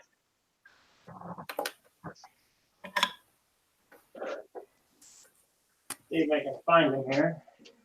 Yeah, I do that on just most all my ball links. I always put a little 440 washer on the outside of it. I'm not talking about a little 440 washer. I'm talking about a fender washer, like this. Yeah, a big washer. Yeah. So I figure the washer just has to be bigger than the. Yeah, it's bigger, a lot bigger. It just has to be bigger than the hole in the plastic. Mm-hmm. Yeah, it looks like that. It would be. So this is how the bowlings are made, right? And what they do, they put some kind of imagine this goes round and round, right? This is just press fit in, right? Yeah. So the problem is that some people, when they assemble them, they put the screw in this direction, right? So you can see the screw is here holding the ball in place, and this whole thing can just slip out, right? Make sense? If this ring pops loose, the screw is going to hold the ball in position, this, and your control arm is gone, right? So when you assemble it, you have to assemble it with the screw from this direction. right? Yeah, sure. And now there's no way it's gonna come loose. There's no way it's going to come off like that either. I'm sorry. Look at that. I don't know. I understand that, but if you use some like this, if you can use that for extra insurance, but if you install these guys, the metallic ones, make sure you do it like this. The screw goes in this direction, and this is where the control horn is on this side. Okay. And you have absolute insurance, washer on top of it, even extra insurance over there. Okay. But if you don't assemble this correctly, I mean, if the screw comes from this direction, Yeah, the head will pop right off. this whole thing can slide out, and the screw is going to hold just the ball and this ring on, and the rest can come loose. But if you put the screw from this direction, it can come loose. There's no way. If you worst case scenario, this comes off, but you're still riding on this lower section, and you're still fine. I mean, it's not going to fail. Yeah. That's what I come up with, that big fender washer. Yeah. Fender washer works great, yeah. So if you buy those metallic ones, you make sure you install them the right way. Mm-hmm. That's all there's to it. And I've used them. I don't have a failure, not an issue. But oh well, I don't fly hundreds of flights a year. So that's that. Take it with a grain of salt. But I was thinking about it, and I've seen some people popping them loose and stuff like that. Usually don't have planed them. They're very smooth. They're from day one. And as long as you install them correctly, you should be fine. I don't see why you would have any problems. Because if you install them correctly, the ring cannot pop off anyways. If you install them incorrectly, then any force over there will just get the whole thing off. What am I for on eBay?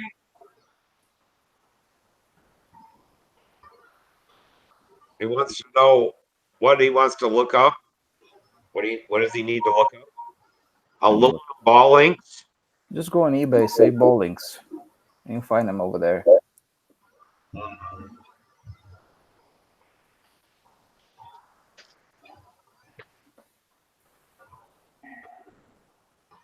Okay, 440 Dubros.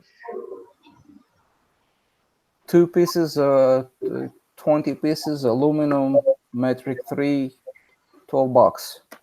And they come in left and right thread too. That would be a nice touch. Steve, didn't you tell me that you visited with the people from Dubro once, and they, and you were complaining to them about how the balls were so tight? And they told you they did that on purpose? Yes. Did I remember that right? Yep. Yeah, they did that on purpose because the guys were talking about failure on these big RC ships. I mean, you got stuff out there now with 1,000 inch ounces of torque on servos and stuff like that. And if you run them all the way to the end and keep going, it can blow off the end of the ball link. Do you guys see this? I can't see it. Look it on eBay. Can you see now? Yeah, free shipping, $12. Post the link up there. How do you do that? Give me a second. I'll figure it out. Open the chat. Got it.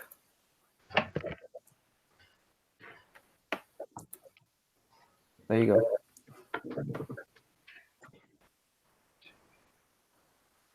Okay. I didn't. Oh, I didn't get no. I don't know where you posted it, but it didn't come up on this end. It's in chat. On YouTube? No, our group chat. You can't click on a link from group chat. I put a link in a group chat. You can't click on a link in group chat. It has to be on the YouTube side. Okay. All right. Okay, let me deal with this first. All right, you guys continue on. I'll put that link over there. When I found 8-piece durable metal link for fitting ball head rod with yourself, whatever that is. Yeah, most of them are like metric 3 aluminum stuff. I have to open YouTube now. Give me a second. Oh, wait a minute. I think I got them right here.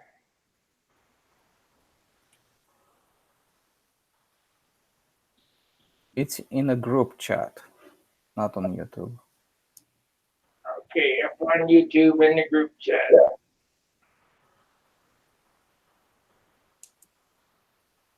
I still didn't get it.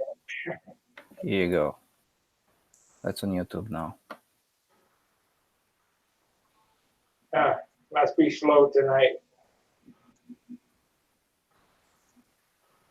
Remove the web address and try again. It doesn't allow me to put there. YouTube does not let me put a web address over there, but it's in a group chat. Look in our chat here. Okay, look here. We have, if you go to the on my computer, it's on the left side of the screen. I got it. The screen share. Okay. I got it. Yeah. All right. Chat, screen share. What size are they? 240? Metric 3. Which is how big? 3 millimeters, roughly 1/8 of an inch. That's pretty big. That's 440 size, basically, equivalent. So what do you use for a threaded stud to glue onto your carbon fiber rod? You just buy some metric 3 threaded studs, and they come in like left and right hand. Oh, those are nice. And you cut them, install them on a push rod, and you're done. Those are nice. Yeah. They come in different colors. Yeah, I mean, just like color schmallers, whatever. Not like anybody gonna see them. It doesn't matter what color they are. Put on a profile. Yeah, I mean, you can put it wherever you want to put them. Really doesn't matter. But you, like I said, you have to install them correctly. And I know I saw somebody on in Stunthangar when I mentioned them, and he showed how he pushed them out and stuff like that. Yes, you can do that if you put some force on it, right? But they're not meant to work like that, because they're meant to work when you put the screw through the ball and you bottom out that ball. It should not come off loose again. As long as you put it in the right direction. Fender washer, like you use it, like you use Sparky, double insurance. It's never gonna come off. So, I mean, I think it's a matter of people complain a lot, but if they complain and use them improperly, then whose fault is it? Okay, I just bought some. So like I said, make sure you install them correctly, because in the picture that you saw over there, the one I showed you, I'll figure it out. yeah, you see it has like an aluminum side. If you look on the opposite side, it's just the whole body of the it's a one-piece body, right? So I'm not sure if you can see. Yeah. Anyways. We'll give her a try.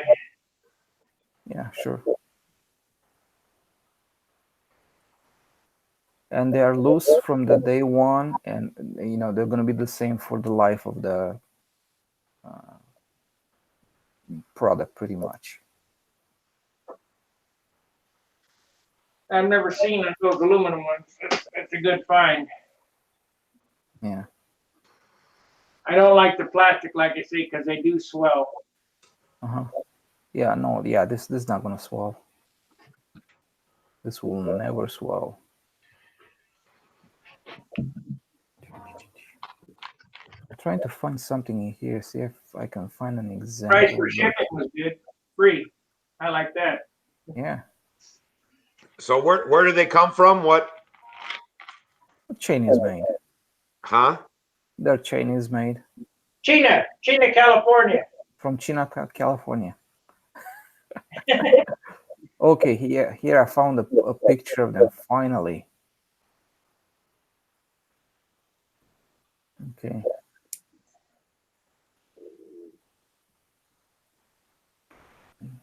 And okay, I'm gonna put this in our chat again. This new link.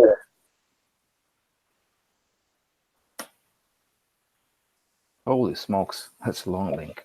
Anyways, if you click on that link, it's gonna show you the back side of it, and you can see it's anodized over there, the same color as the body, and the opposite side is also anodized. And the anodized side of the bowling thing then needs to go against your control horn. So, anyways, if you want to take a look at it. Oh yeah. Yeah. Okay. They're $4 a piece. They're the same thing that you just bought. Okay, it's just I was looking for the picture for the opposite side. Yeah. Okay. That's all. So whatever you bought, if you flip it over, you're gonna see that. You want to put the closed side out. Yeah, whatever you see on this picture, that the last one I put with the anodized side, Yeah. the anodized side goes against your horn. Make sense? Ah, yeah, okay. Because if you put the anodized side against your horn and the screw comes from over here, it cannot slip out and just disassemble itself. Like the silver side is like a big washer that holds the. Yes, it's a press fit washer kind of thing that holds the bowl in place. Yes, and that part has the bad habit of coming up and coming loose. But I think, they do it on when people put this stuff on cars, on like a 1/10 scale cars, and they take them over on the hills and just go bam, bam, bam with them. So, you know. Are they light?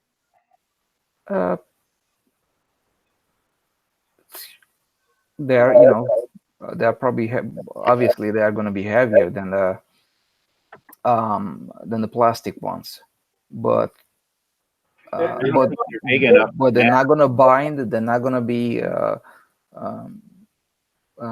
They will not bind. They will not loosen up. They're not going to have playing time or something like that. So I think they should last pretty nicely. Well, the one thing is, by looking at them online here, it really wouldn't matter which way the bolt went through. Mm-hmm. It had the washer pointed towards the horn.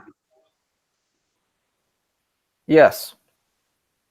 You just have to have that washer pointed towards something that it can't slip by if it come loose.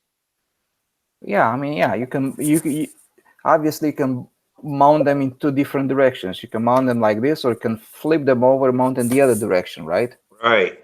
But depending in which direction you mount it, in one direction, if you don't use the fender washer like Sparky does, right? If you just use the head of the screw, right? Slide right off. Then the whole, if that thing comes loose, the whole thing is going to pop apart, right? Yeah. If you put them in the opposite direction, there's no way that's going to happen. And on top of that, you don't have any extra pressure on that press fit piece. Mm-hmm. Might take two to put them in John's lathe and turn them down a little bit. Take some weight off. They look pretty big. Yeah, but I was thinking about the same thing too. But I said, yeah. I got a dozen coming, so we'll see what happens. Yeah. You probably want to buy some Spark. You want to buy some threaded rods too that are like the car All right, I got threaded some. rods. They have left and right too. Yeah, they call them RC crawler ball links. But yeah, I found blue ones on here. You get 20 of them for $12.99 with free shipping. I mean, that's Yeah, they're all kind of them. They're all from the same company, different vendors. That's all there's to it. okay. And That's a good stuff. find. That's a damn good find. Yeah. Well, by next week, Sparky's going to have his. He's going to figure out how to lighten them up by 30%. So He'll be taking a bird on. take a gram off of it and weigh it. It'll weigh 30% less. So right, Spark. That's it. Got to get it light. That's it. He lives for light. So, but Can't build an airplane too light. You may be able to, just ain't done it yet. I don't know. Whenever I hear about anybody who's saving weight in something like a bell crank or something like that, I always think that they're chasing fool's gold on that. There's parts of the airplane that I just won't. I'm not going to make light for light's sake. You don't do anything crazy heavy or anything like that, but you don't save the engine mount system, the bell crank, the basic control system. I mean, that's the heart of the airplane. You need it to be durable more than you need it to be light. And the fact is that the parts just aren't that heavy where it matters. So I don't know. Something like this, aluminum instead of plastic, unless they're really, really physically large or something like that, they just can't be. They'll be heavier than plastic, but I don't know that you can even detect it. So I don't know. It sounds like a positive. Sounds like something to look into and to try out. So Well, yeah, if they stay nice and free, I think even if they a couple grams more, it'd be well worth it. Yeah. Now you can save the weight on a push rod. There are a lot of carbon fiber push rods that are 3 millimeter inside diameter with a 5 on the outside.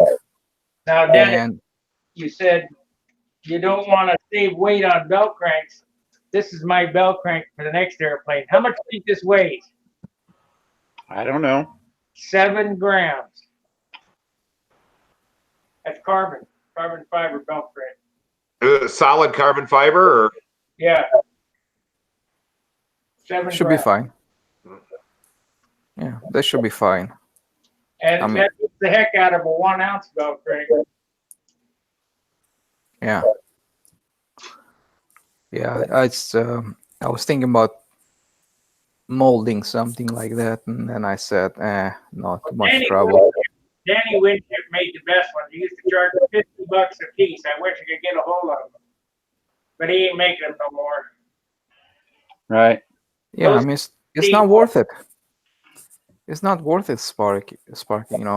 When you sell 1 or 2 a year, I mean, like it's not worth your time. Right. Yeah. Well, I think in general, Danny just kind of moved away from the hobby and stuff like that. But although I've talking to some folks, they've reconnected with him and stuff. But yeah, he used to make a bunch of little trinkets. One of those cottage industry people made little trinkets and stuff like that. And you hit it right on the head. It's like you can't, if you make 100 of them, I don't even know what you do with them, but 100 of them is a boatload of work, and you can't pay for your time with it. So the $50, it was probably if he was really truly measuring his time spent and stuff, he was probably losing money. So yes, absolutely. $50 a piece for him again. Like Jerry Phelps, I got his last Phelps propellers that he made. Those under camber jobs. Mm-hmm. He felt bad. He charged me $50 a piece for them. I'd have paid $100 a piece for them. Whatever. It's what I wanted. Mm-hmm. Mm-hmm. I used to make my props too, if you remember. Yeah, I have some of yours. Yeah. You did get some of them. Yeah, I don't know, a couple, 2 or 3 or so.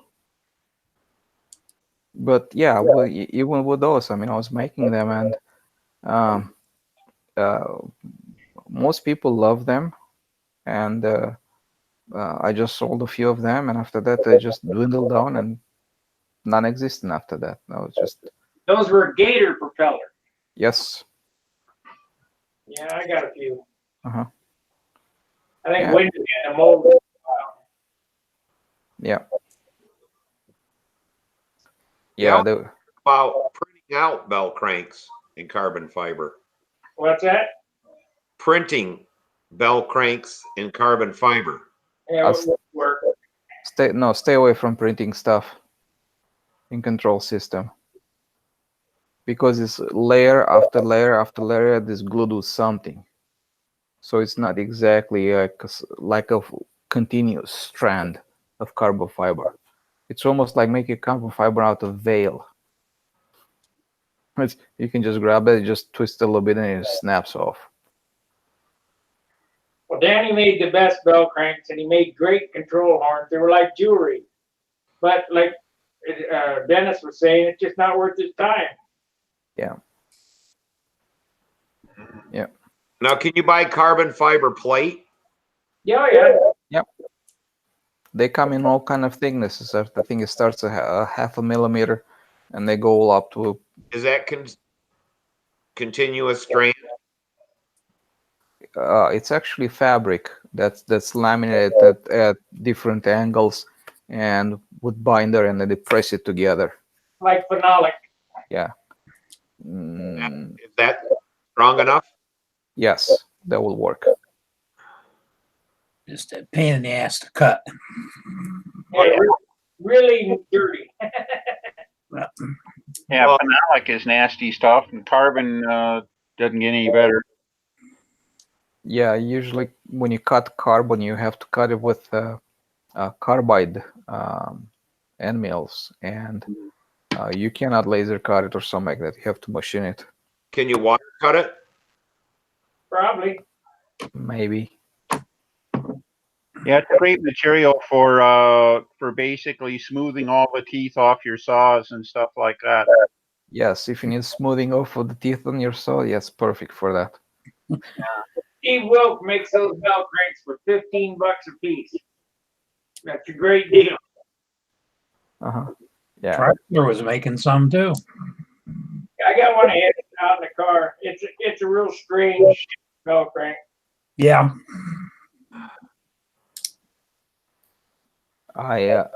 When I made my bell crank for Revolutions, I just wanted to have, since it's a take apart, I need to have a way to take my cables off the bell crank.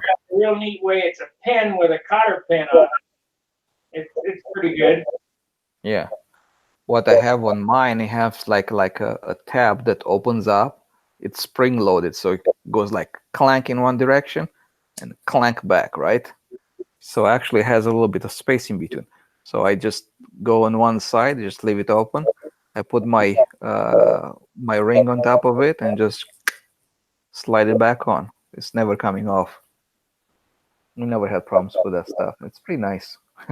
I mean, it has a little bowl inside, spring loaded and stuff like that, and it has a screw that holds everything together with Loctite on the other side.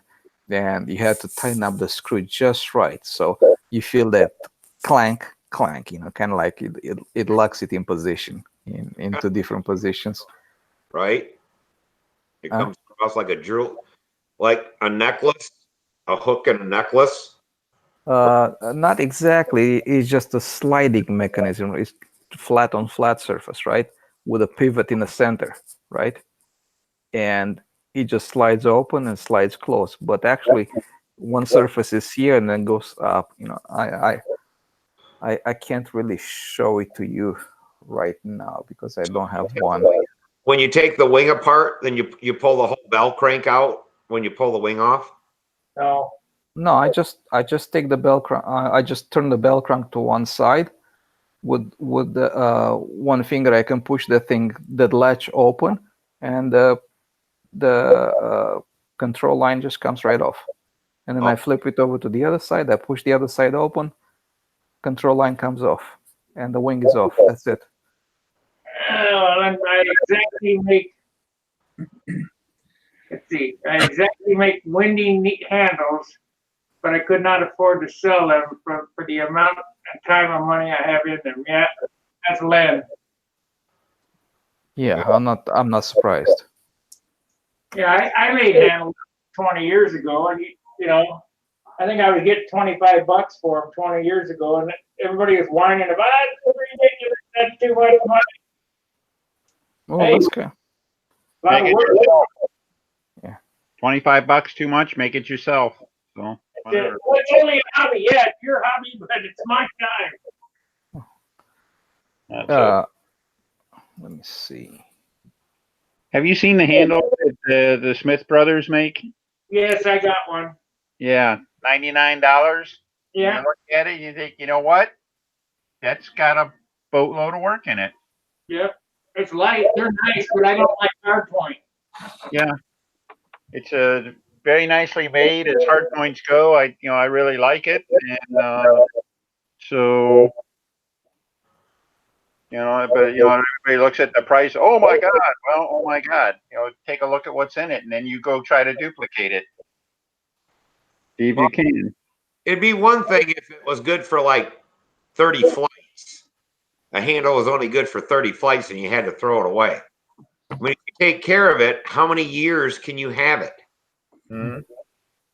Okay, guys. On my page, on the Revolutions page on Stunthangar, on page 3, it's about, let's see, it's towards the bottom where I have the pictures of my control system, about middle of the page. If you look on the second picture from the top down, you can see those tabs over there. Where is the Revolutions page? It's in electric stunt.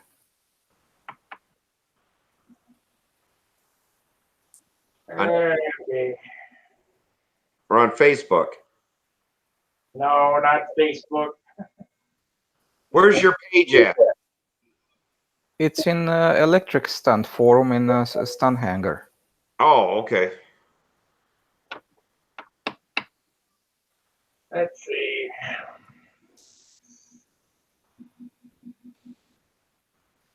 And if you look at the second picture over there, and then On the third page, you said is where it's at. yes, middle of the page somewhere. Third page. It's way down then. It's in the middle of the page. If you go about middle, I have a picture with a bunch of stuff on my control system.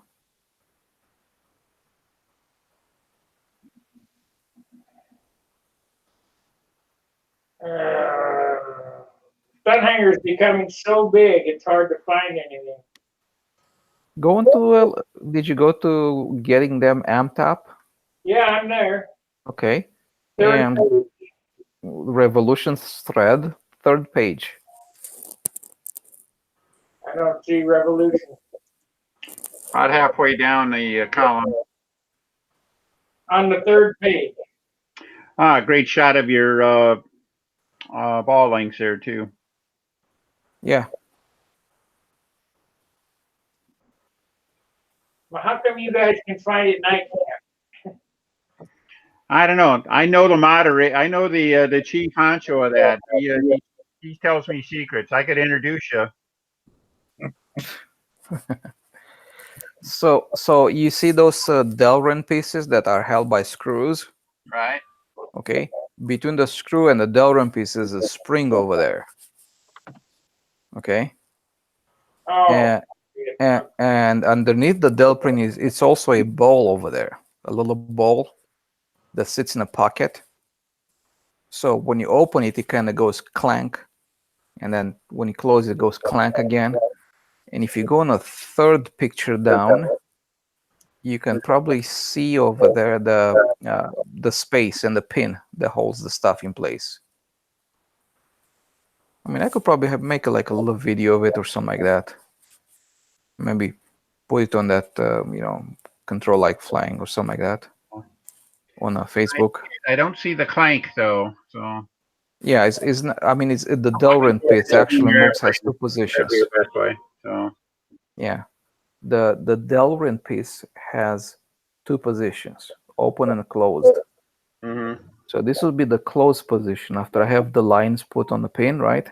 Oh, yes, okay. And open, they rotate forward. Oh, yeah, I see how it works. Yeah.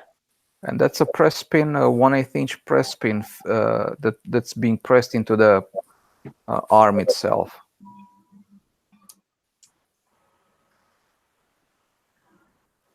Now the rest of the stuff over there shows like I've just, you know, this is my bell crank. It's everything is custom stuff in there. So that's what you have. Those ball links ain't too big. No, they're not. I mean, they're just normal size. So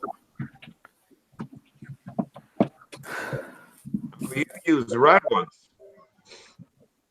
yeah, the color is very important.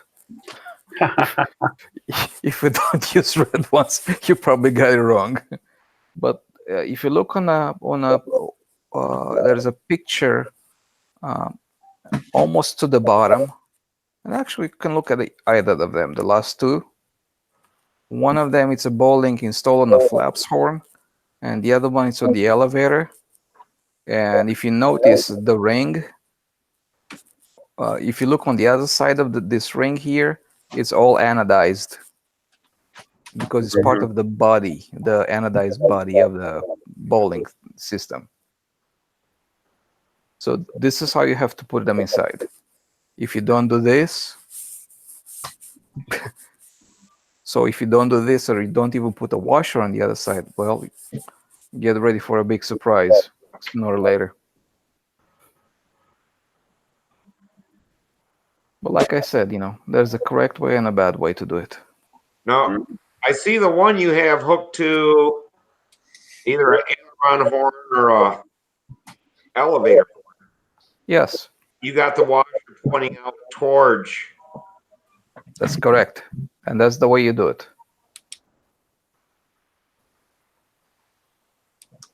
If the washer comes off, the assembly still works fine and is still in there. Okay. All you're gonna get is gonna maybe get a little bit of a play in there and a little bit of a slop in it, but that's it. It's not gonna come off. yeah, I see what you mean with that. I thought it was backwards when I first looked at it, but now I see exactly what you were talking about. So if that ring pops off there, that whole piece of aluminum won't slide over that ball? No, they cannot. It's closed. Because the opposite side is the body of the aluminum and it goes underneath the ball. Yeah. I think that's the point he was trying to make before. The link cannot slide over the ball because the other side of the link is closed, if you will. So even if that ring fell off, the ball is held in place and the red part cannot move or cannot exit. Exactly. Right. I'd still want to put a fender washer on there just to make Sparky happy. Yep. But, sure. No, that would cinch it all up really good. My idea is just turn the whole thing around and put the washer towards the piece of aluminum there. Piece of aluminum. No, you open up a can of worms if you do that.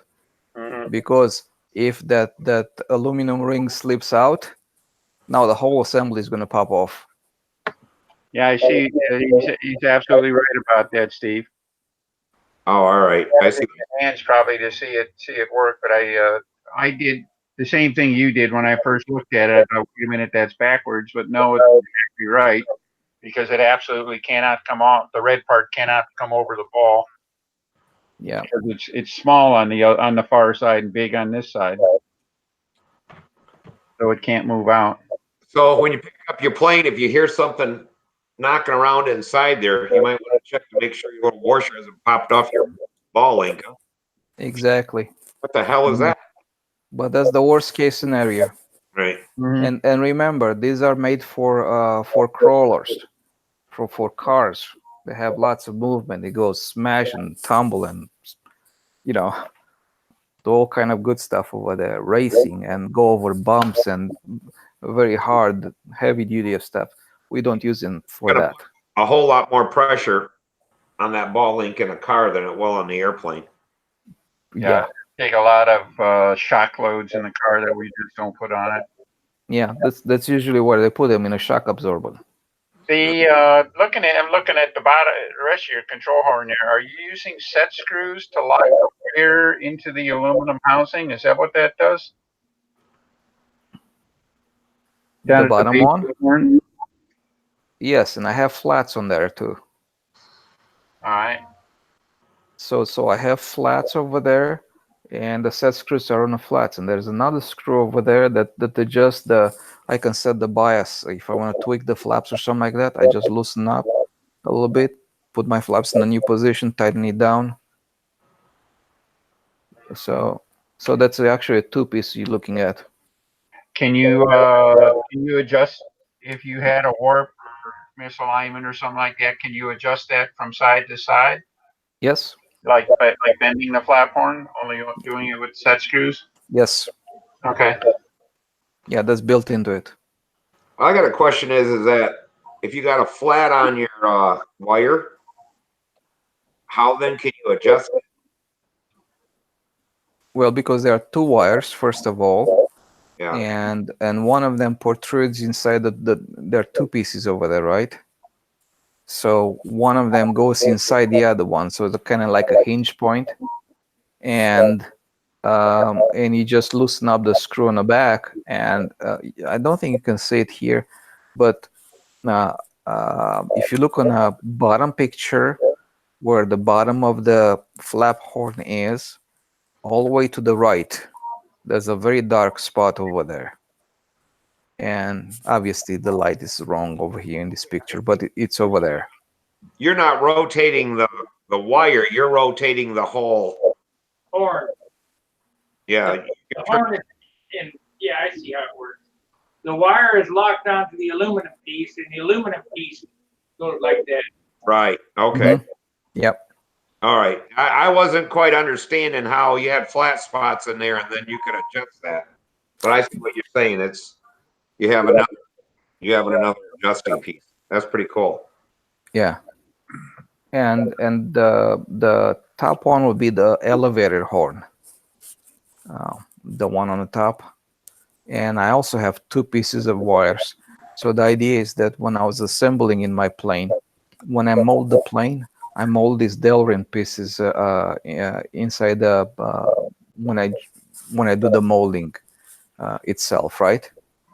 And what I do after that, I just get my horn through the fuselage, and I bring these two wires from the outside. It's just a pain in the freaking ass to do, but it's just a one-time deal, right? So I think that's the one thing I really hate about the plane. But you know, it's a one-time deal. It's just something, and then you're done with it.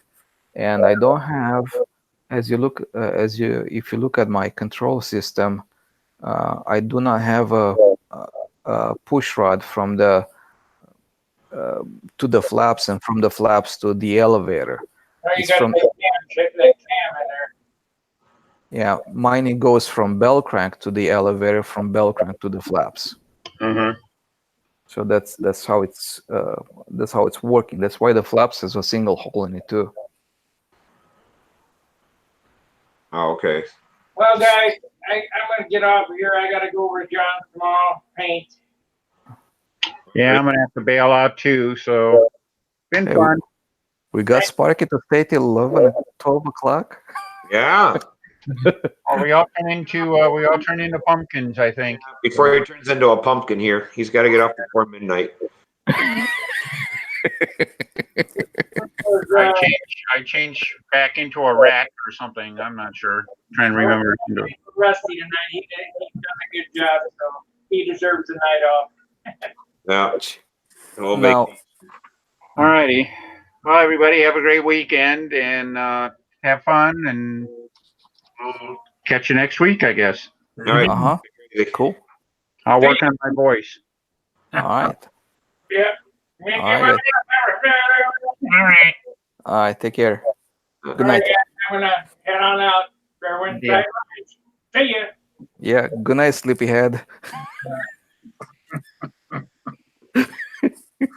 Yeah. I'm horrible. It's fun to pick on people. They say if they don't pick on you, they probably they don't like you. Exactly. You know, If that's they, what I like if some, with Charles, you know. People, Mm. I tease him all the time, but it's just, you know, we talk on the phone and stuff like that. And, you know, it's like I pick on him when he said that him and, that other guy shared a room. And I'm like, you'll let a white guy sleep in your I know, I remember that. That's funny. with one eye open. So, but yeah, it's.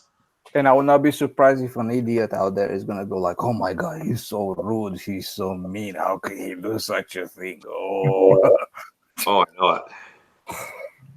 You know, but he knows me, and he knows that I don't mean anything by it. But you know, I just feel that everybody can be who they want to be.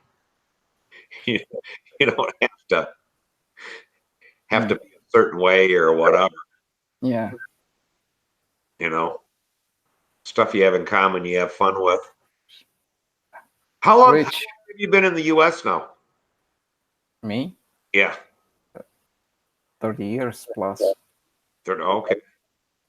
So was it hard getting in when you first applied for?